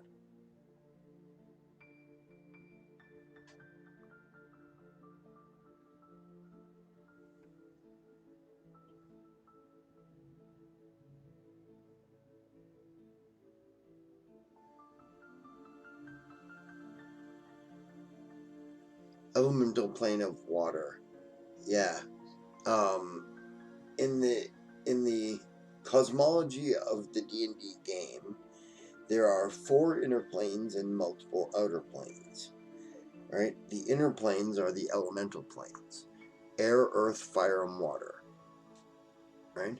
And where they border, right, there are para-elemental planes. Right? So where air borders, let's see, air and earth and fire and water. Where air borders water, you have mist. Right? Where air borders fire, you have smoke.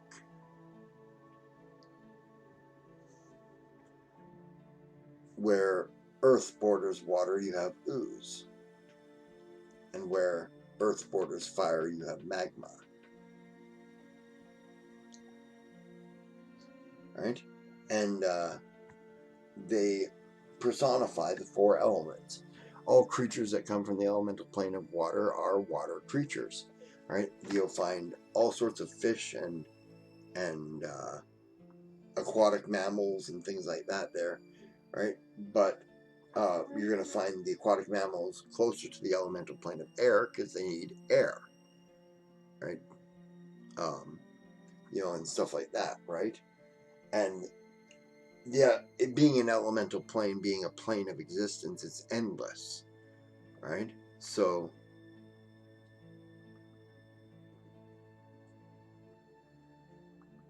yeah, yeah, that's very, very cool there, DM Stretch. That's very much like that.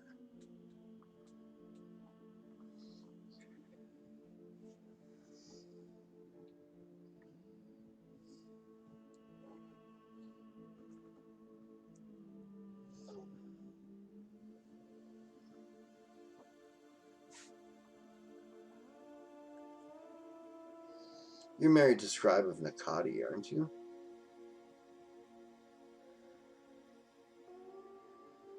Yeah, that's what I thought. Yeah.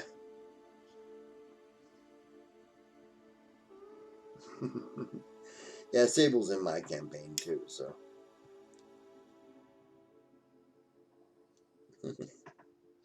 Yeah, yeah, Sable gets too many spoilers from my campaign too, so.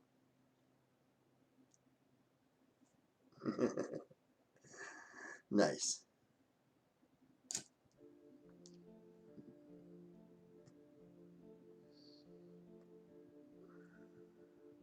Yeah, having one player with a little bit of metadata and metagaming knowledge is sometimes very useful.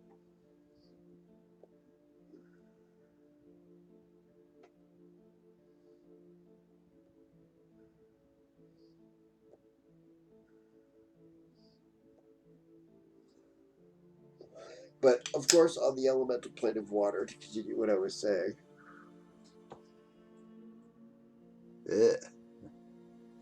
that's sick.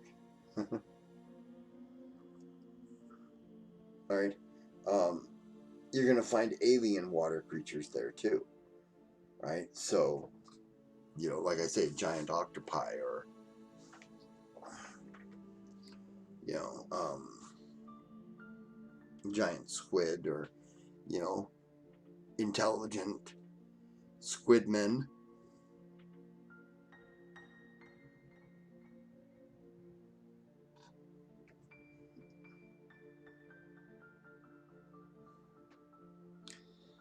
So that there's all sorts of alien horrors that can come from the elemental plane of water, right? That, take a look at the depths of our own oceans.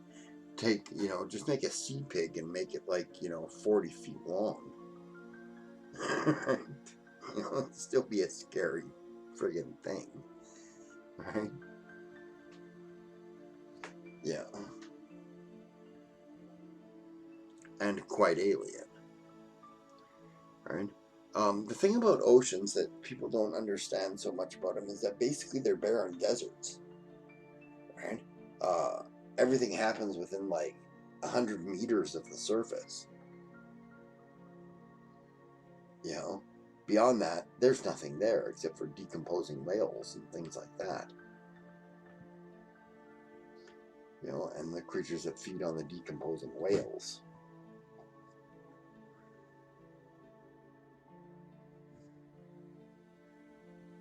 Right?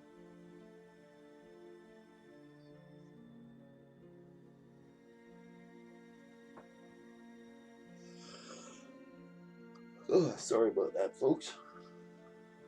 Did not sleep much last night.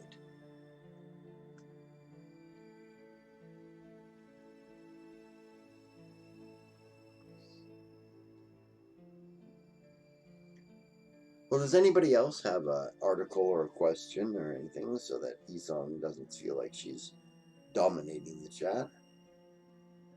I think that's about all I can tell you much about the elemental plane of water as far as 5th edition goes. Right? Yeah, basically it's a plane of endless water. Right? No land. Right? Specifically no land because it's opposite of Earth. No, it's opposite of fire.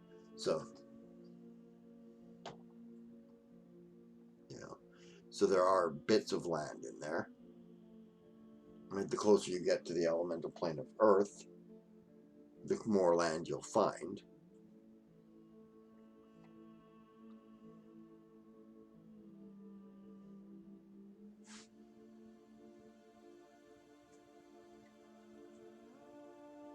Yeah, Waterworld has nothing on the elemental plane of water.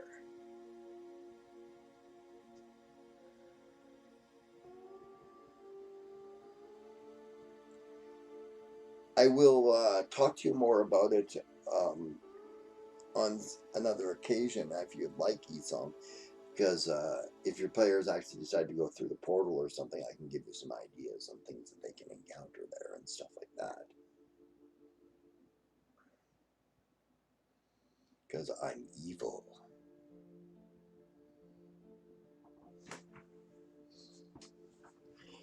Yeah, I'm on Discord. I'm on Sable's Discord.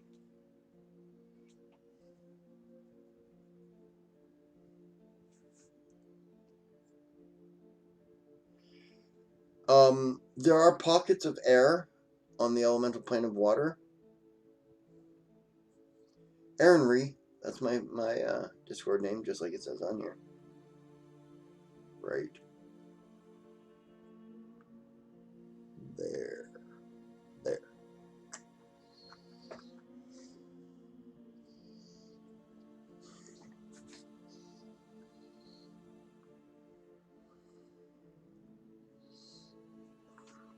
Yeah, no problem. Like I said, pick my brain. Right? I am evil. Yes, I am.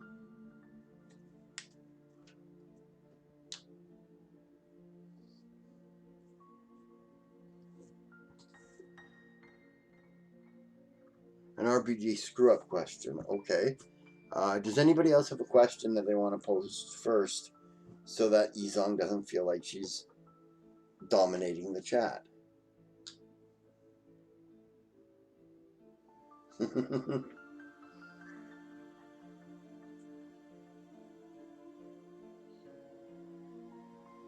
Anyone? Anyone? Bueller? Bueller?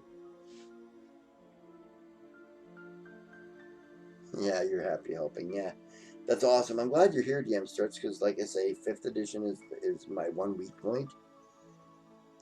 You know, for mainline gaming.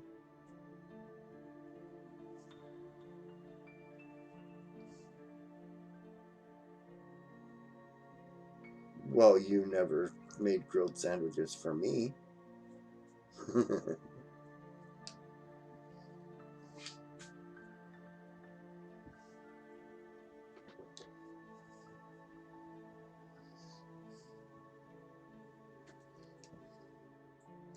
Okay, go ahead and ask your game screw up, RPG screw up question there, Isong.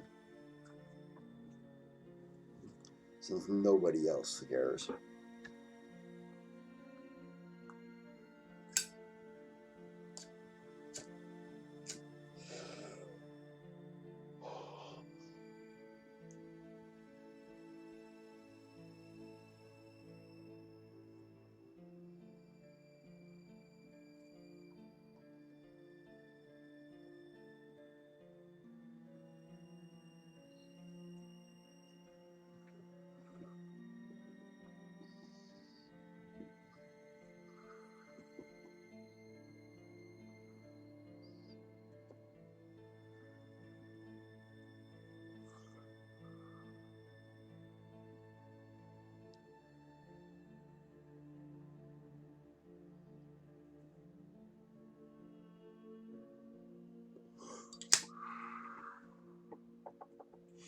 Maybe the captain told the first mate what was in the chest just in case something happened to him.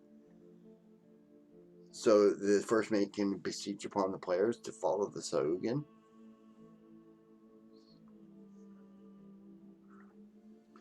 Alright, the cleric could show up and ask about it and say, you know, the captain was supposed to deliver this, it was in a chest. Right. You know, yeah, having scribe as the first mate is perfect because you can say, like, the captain told you this, right? And then he can say, hey guys.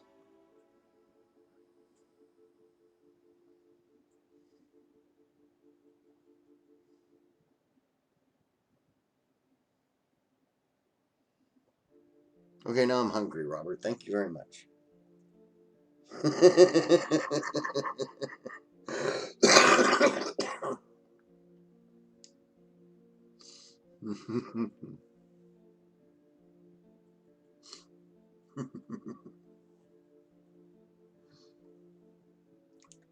Yeah.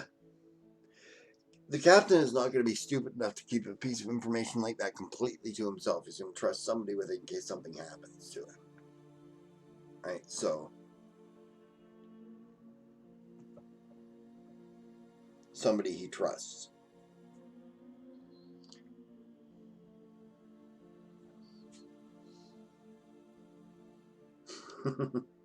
They do exist. I've served under a number of them. Yeah, retcon your captain out being a stupid, you know.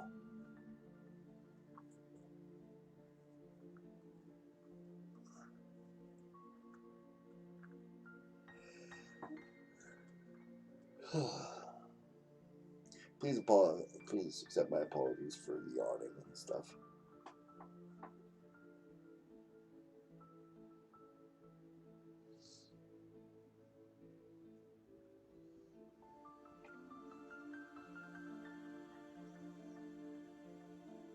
Kirker Janeway.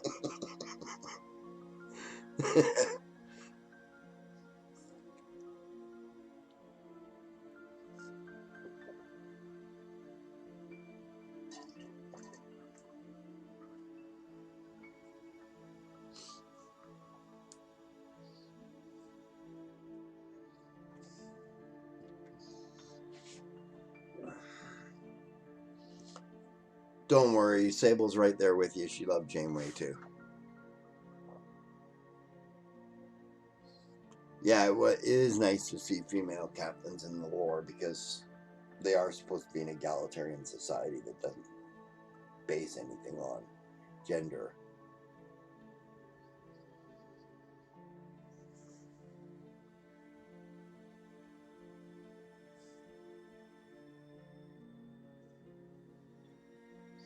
Sable too.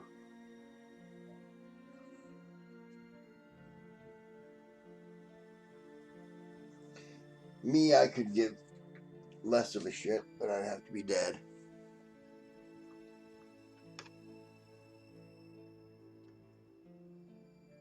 Okay, brief 5-minute break while I go get another drink.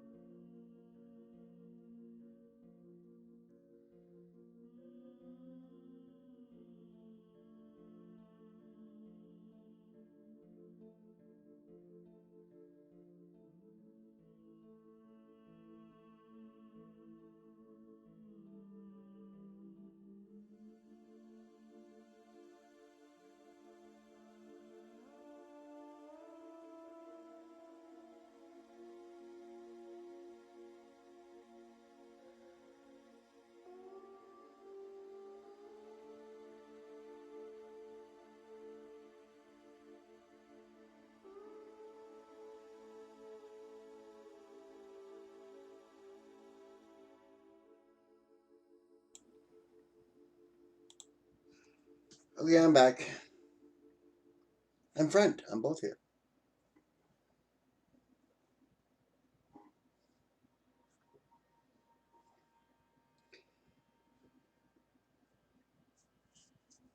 If you're looking for reliable voice, I just recommend TeamSpeak. It's it's excellent for voice. As far as video goes, I don't know. I don't do video with my game, so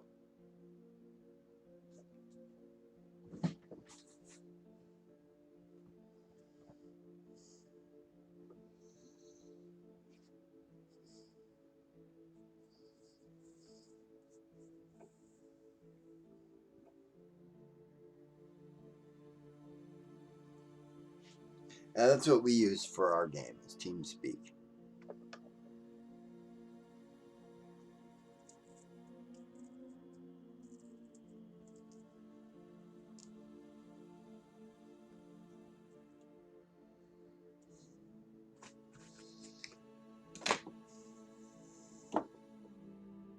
Oh yeah, we've got 8 people in our game, I think.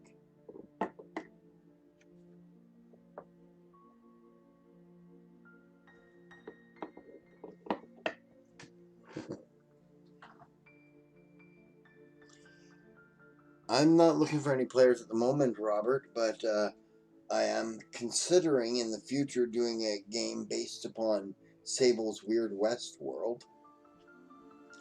And I'll be looking for players on that. I'll be open to interviews.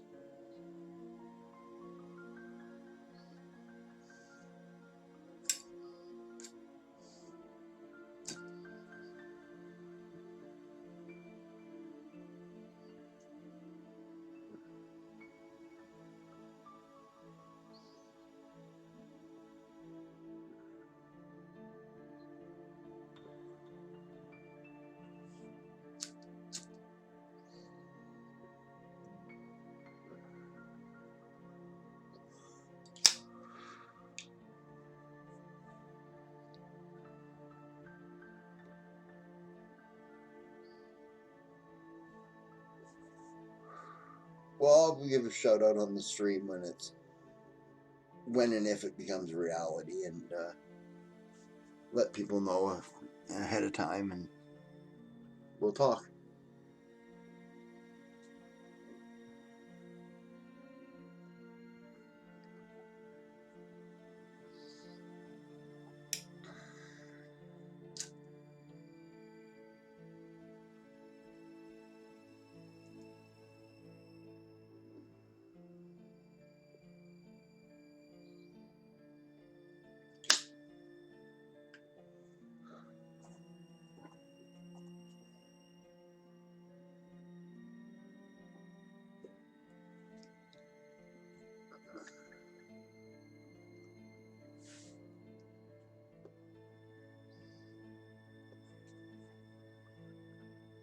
What do you need to afford there, DM Stretch?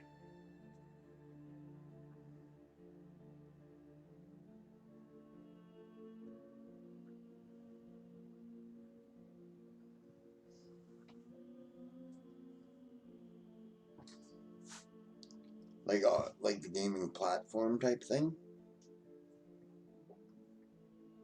Fantasy Ground subscription to Ultimate. How much is an Ultimate subscription? I don't know. I bought Fantasy Grounds outright, so I don't know.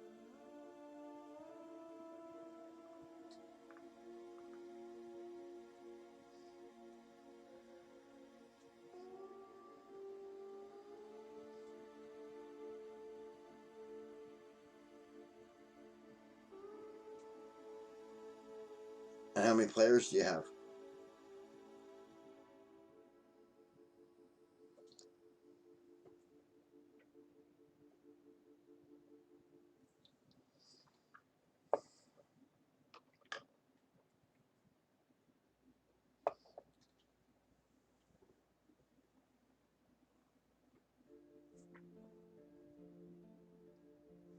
So having 4 players, what you do is you tell them that they each got to contribute $2 a month,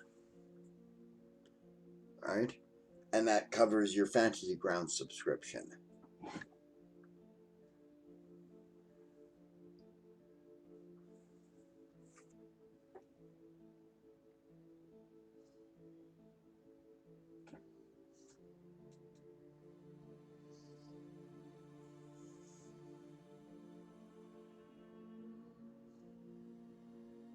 Right, you see, I have to pay roughly $8 a month in fees for my TeamSpeak server.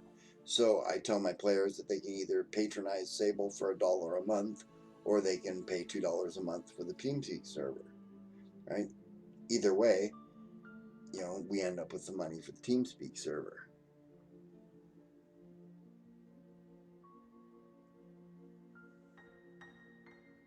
Ah, Jesus. God, I feel for you guys down south, man.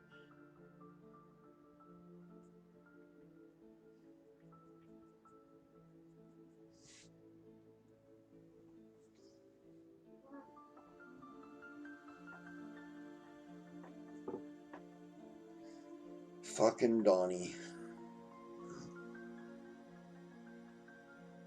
Oh, you're in the UK. Ah, okay.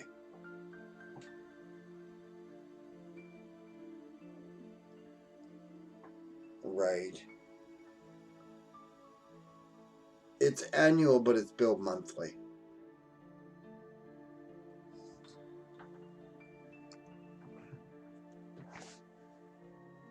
Or rather, it's prorated monthly. In other words, if you cut down, they give you money back.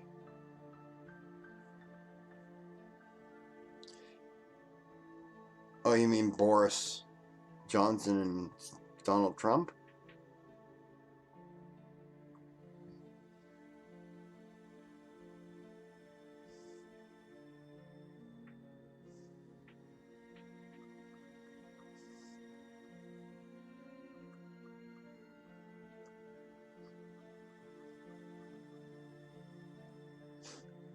Yeah. Oh, don't forget Bolsonaro and fucking Brazil.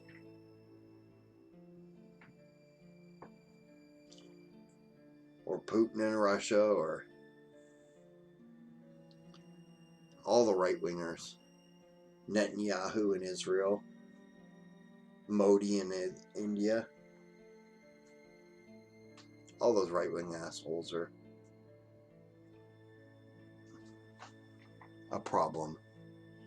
See, I've got the best lefty beard.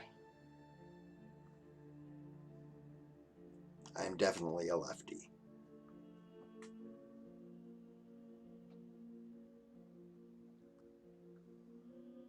What Brazil have you been watching? At least the governors have intelligence. Bolsonaro fucking has his head right up his ass. The governors who say "fuck you" to Bolsonaro, those are the ones that have intelligence.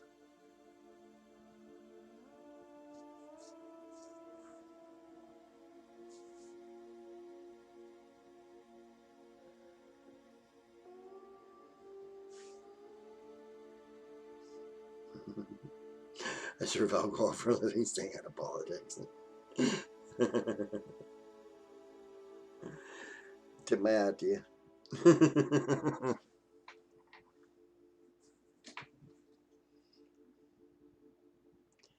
Yeah, that is true. Trump is just a stumbling buffoon, right? Which makes him worse, right? Professionals are not the problem. Amateurs are who are dangerous, right?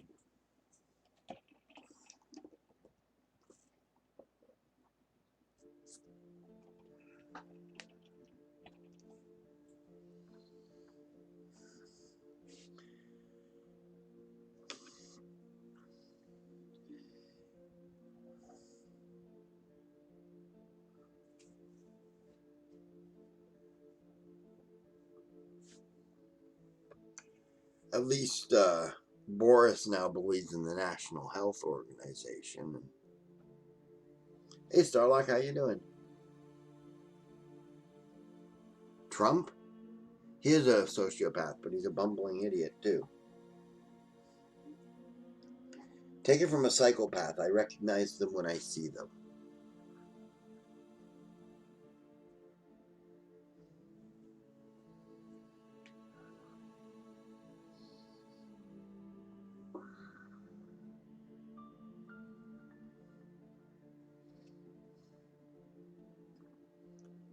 Oh, yeah, true.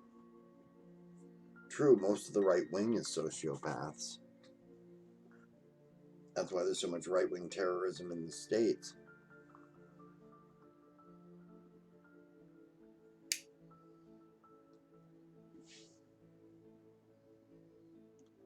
Yay, Bob.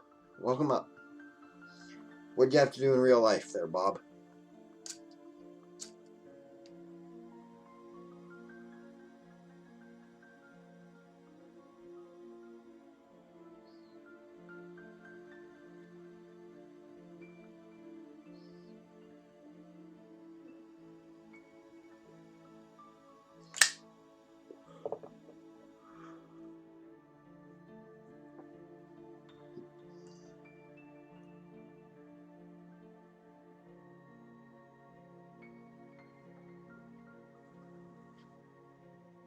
Various stuff, eh? Okay.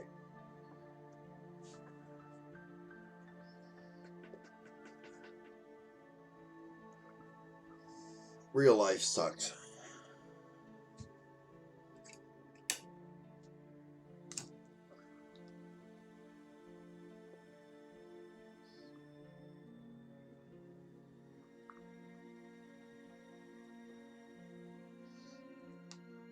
You're the financial officer for the Elks Lodge?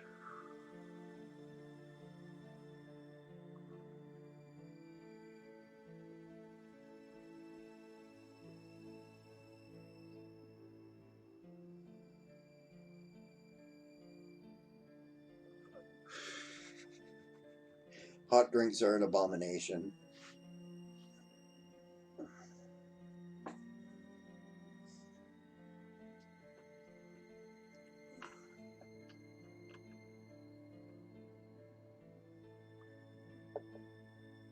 Ah, that's cool, Bob.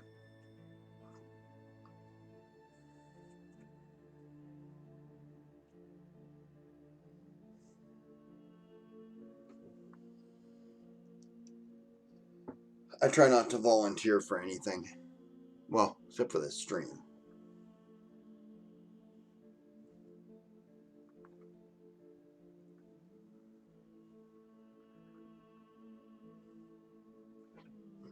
To melt the candy thing they put in there, okay.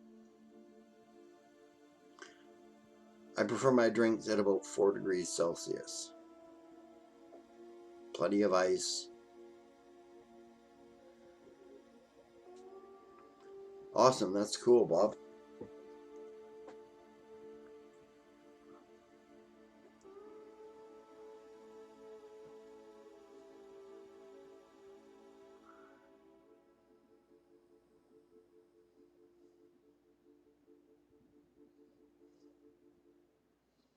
Room temperature? That's like weird.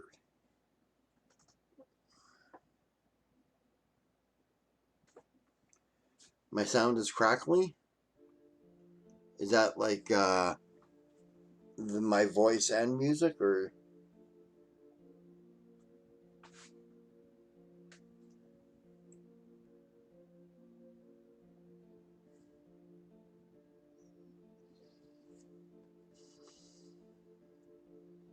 Is anybody else having problems with the sound?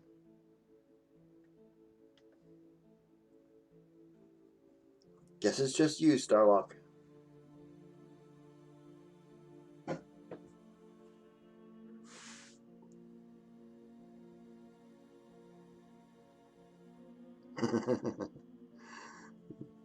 Well, my voice is gravelly. Right? I used to sing, but then I had a tracheotomy.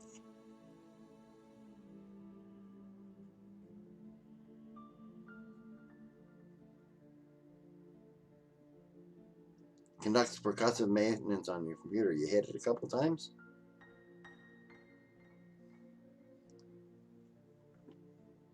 Welcome back, damn stretch. Right. Smack it. Yep.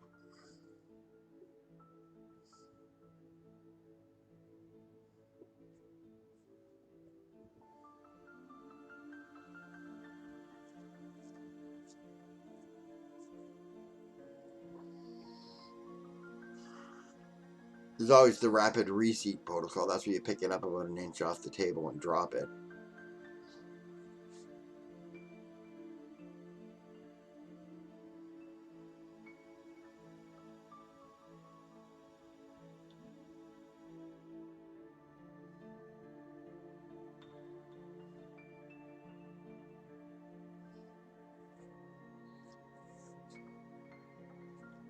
must be old. I've seen a lot of Happy Days as a kid.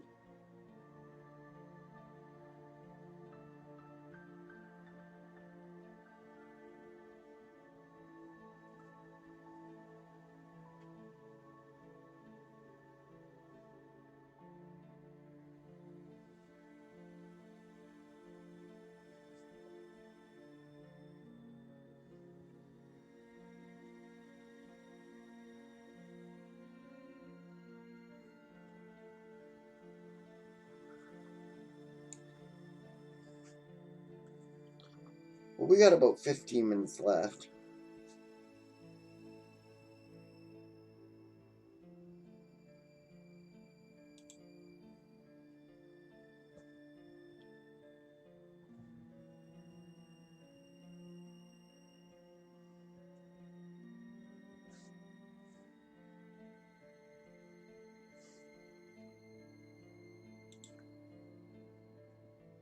Maud just flagged your dick to Van Dyke.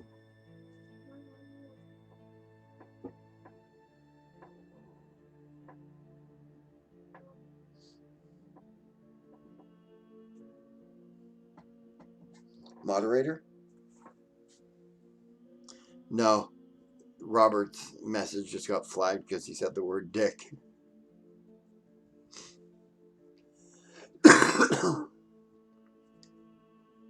And Dyke, apparently.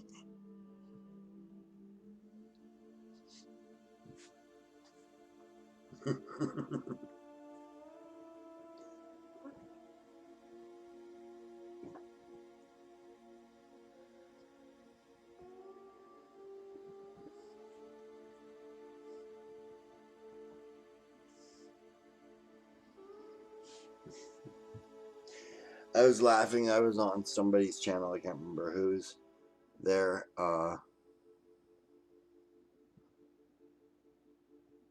That's cool, DM Stretch.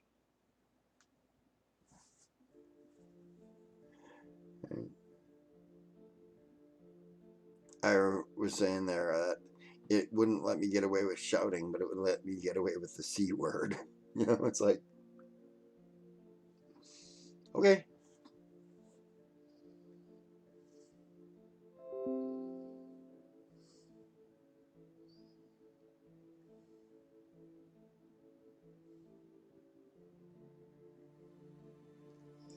I spend exactly as long on a specific area or adventure arc in my game as the players are interested in it.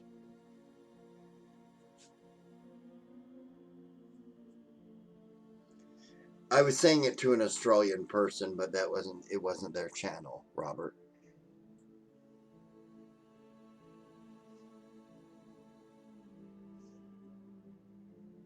Oh, is it your channel there, DM Stretch?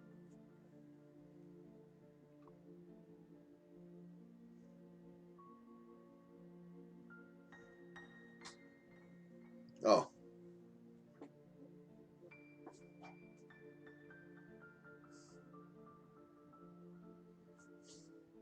Nah.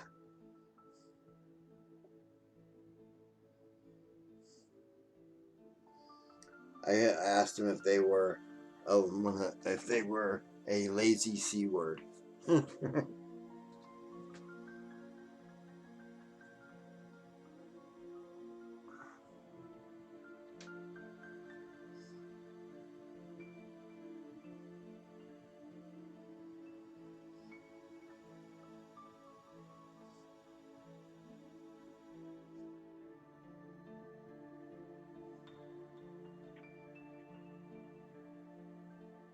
Yeah.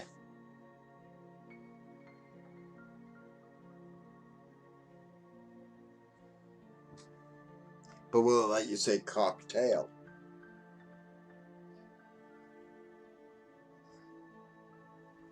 That's 2 words.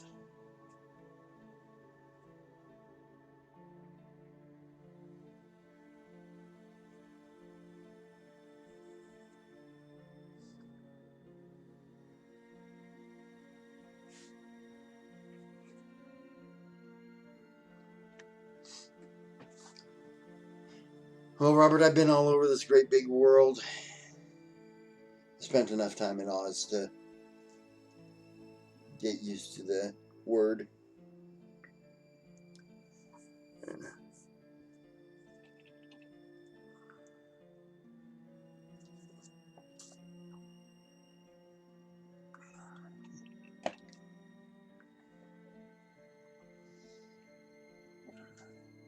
Yeah, we'll let you say the cock crows at midnight.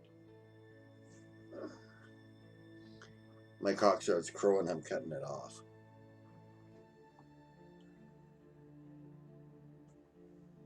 You're stuck in the U.S., can't get a passport.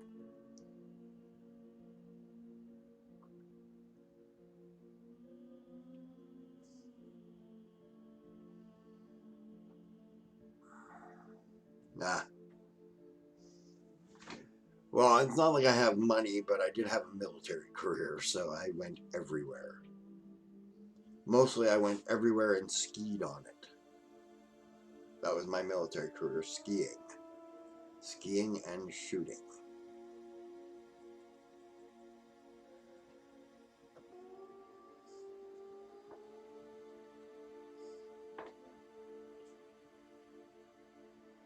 Canada closed its borders, but that's only because it borders on stupidity.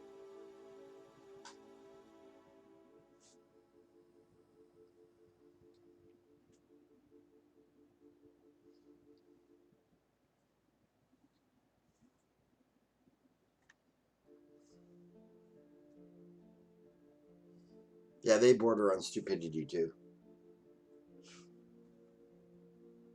Mexico, that is.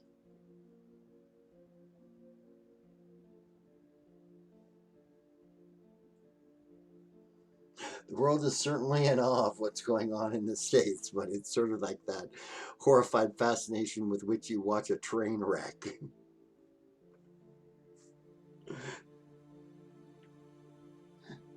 You just can't look away. You're like, oh my God, they're going to do it again.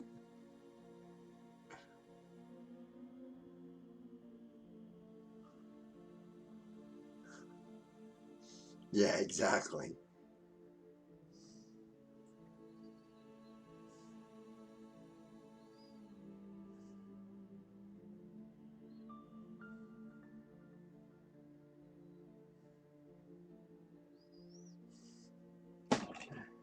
Undocumented immigrant of Canada or Mexico.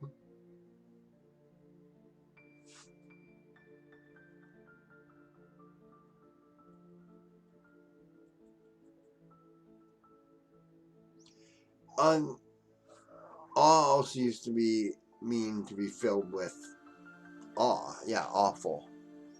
Right? Right? Be gobsmacked. Vote blue. That's how you change it. See, somebody put it the right way to me the other day that makes sense to me, right?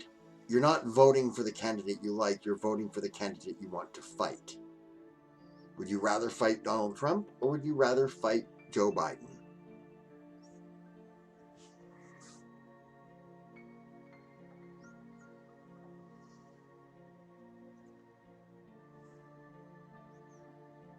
Yeah, they have. Well,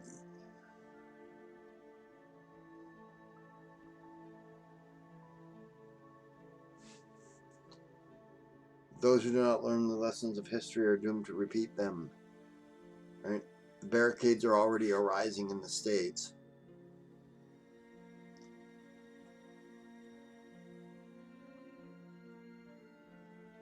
Well, this got derailed. Well, let's go back to like role-playing game conversation here. Right? Let's talk about the fact that in our game, elves are Nazis.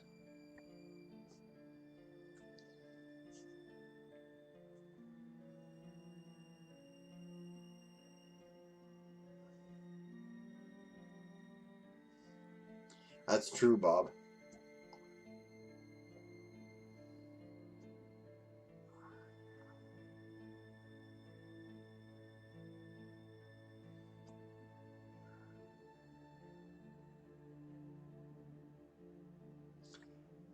That's true, Bob, too. Or DM Stretch, rather. Right? Bows are a strength-based weapon. right? The reason why they are based on dexterity in most games is because of the hand-eye coordination issue.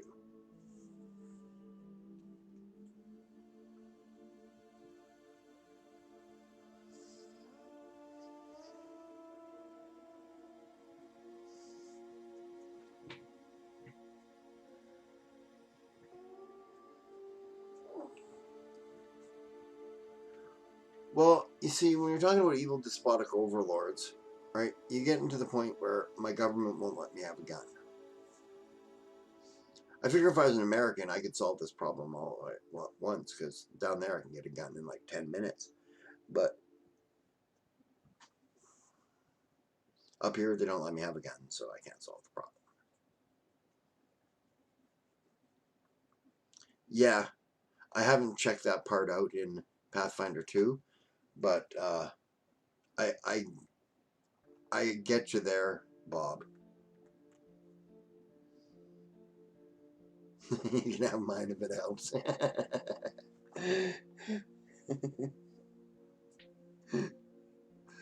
I've had a few people offer it. What is the difference in 5e and Pathfinder? 5e is more streamlined. It's more designed around simple play and rules light, whereas Pathfinder is way more crunchy. Right? There are way more classes. There are way more ways to get to from A to B in a class in Pathfinder, right? But it's not as well, streamlined is the only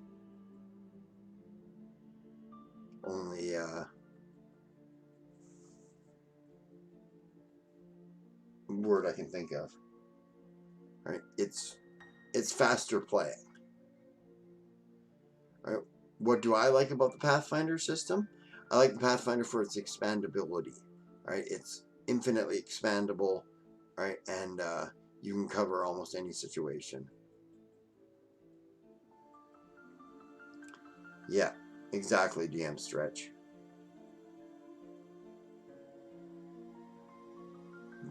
RPG Dinosaur Bob, that's just sort of stupid.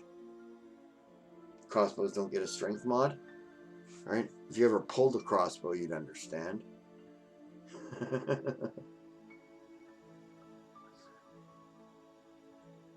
I've got one that shoots toothpicks, and it requires strength to pull it.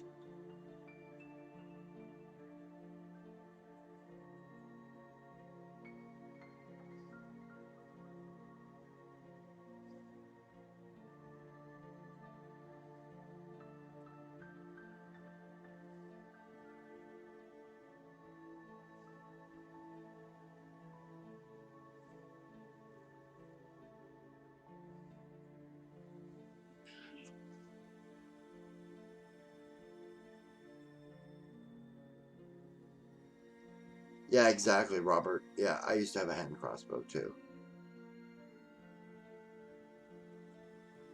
Yeah, GM Stretch, that's what I'm saying, right? When you consider that the ratchet crossbows, heavy crossbows, siege crossbows used by the Crusaders in that were banned against for use against Christians, right? Have a pull of about 1,000 pounds, right?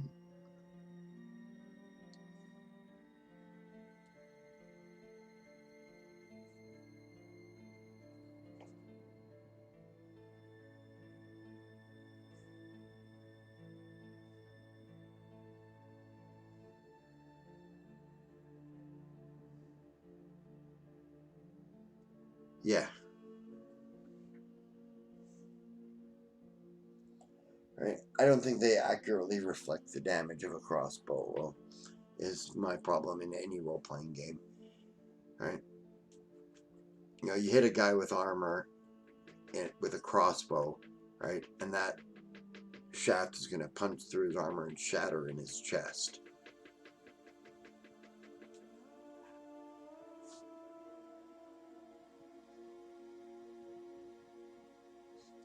Yeah, Yeah, heavy crossbows do more damage than lighter hand crossbows. They just don't accurately reflect it. Right? I can have a character with a 25 strength, say, right? With a plus, what is that? 6 strength bonus? 7? 25, 15, 7. Right? Strength bonus, get a plus 7 damage with a bow in Pathfinder. Right? But I can't have a 1,000-pound crossbow give a plus 7 strength bonus damage for the fact that I had to crank that sucker with a winch.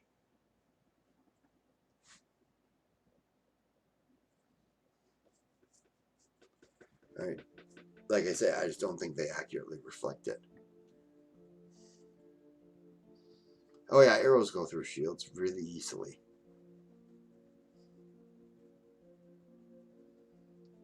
Hmm.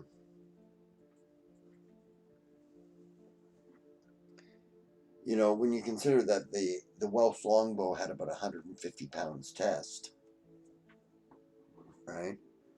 You know, it punched big holes. Exactly, with reloading and stuff. The same thing with firearms in games, right? First of all, they make them fire way too fast when they're muzzle loaders, right? You were lucky to get 4 shots a minute with a muzzle loader, right? So that's 1 shot every 15 seconds.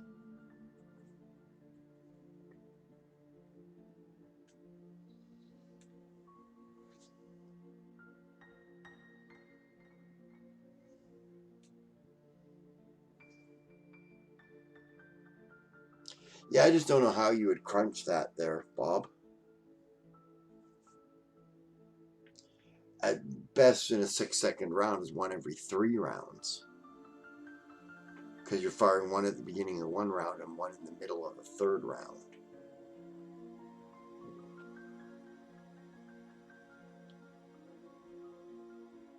Yep, 3 rounds a minute was considered good, and that was from the British Army in the Napoleonic War, right? So basically, at best, right? Yeah, that like we're talking a fast loader at 4 rounds a minute, right? And so that would be, I would say, 1 every 3 rounds would be best for that. That's a fast loader. 1 every 4 rounds would be more realistic. Yeah, 1 round to fire, 2 full rounds to reload. That's how I would do it. And I'd make them do a lot more damage too, because those suckers sucked if they hit you, and I would make them also a lot less accurate, especially at longer ranges. I would do something like, normally you get, I think it's a -1 for each range increment. I would raise that to -2 for each range increment for a muzzle loading rifle.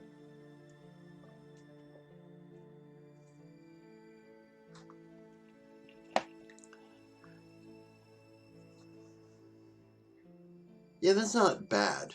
2d10 or 3d6, right? But I think it's actually 2d8 for a rifle, but I can't remember, right? And right, 1d8 for a pistol. The thing about it is that those pistols were 50 caliber.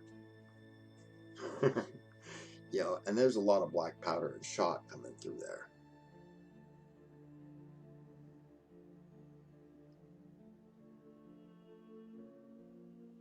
Yeah, Sharp was a good series.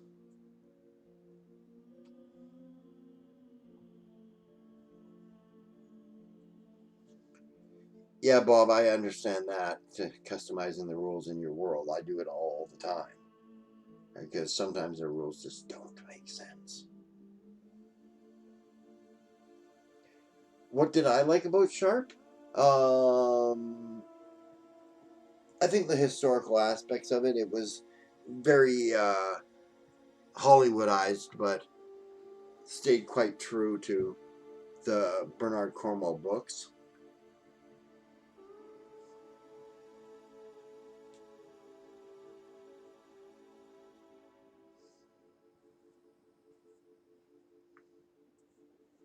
Yeah, that makes sense there.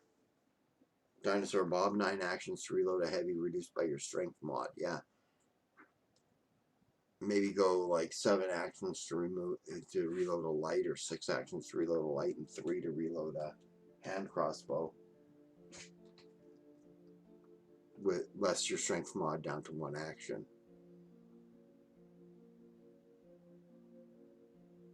Yes. Yes, Aztec wannabe terrorists in Napoleonic Spain was cool.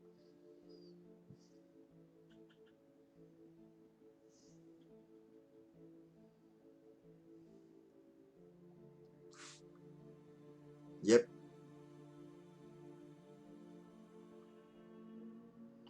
That is absolutely true, DM Stretch. Yes, people close their eyes a lot when they shot.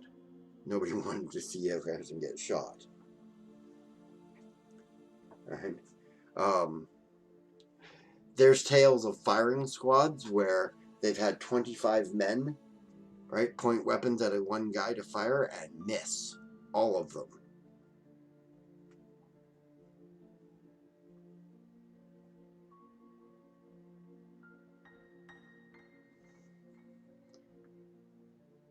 Well, Scribe, I don't know about how great my advice is, but I've been doing it a while and I like to pass it on.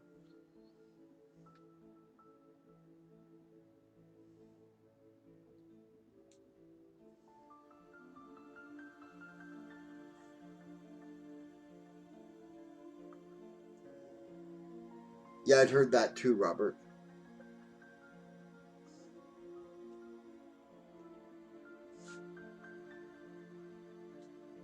Yeah.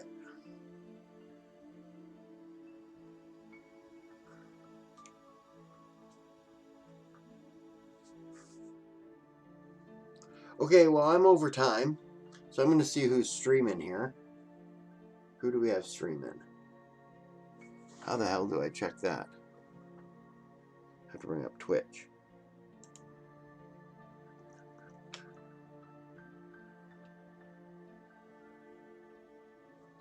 I don't have Twitch here. Sable. Curlons.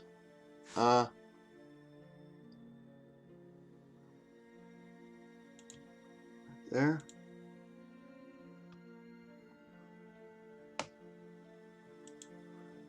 There we go.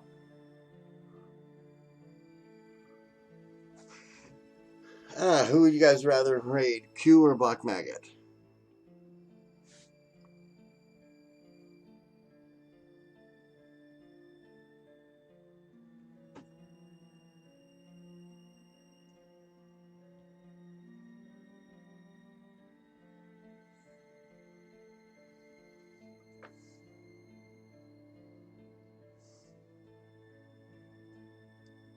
Okay, we'll raid Black.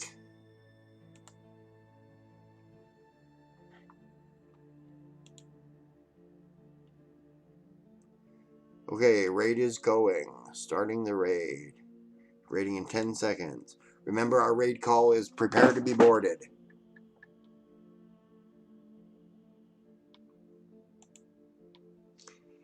Yeah, thanks very much.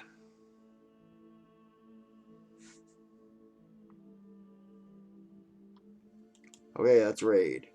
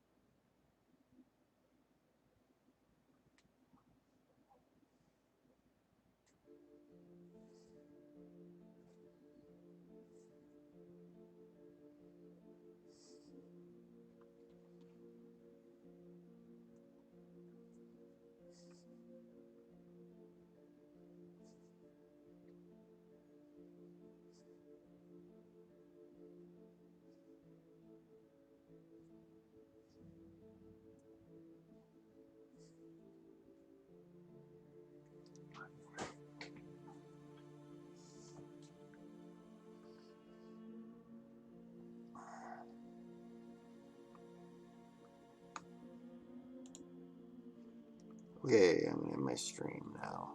Thanks, everyone.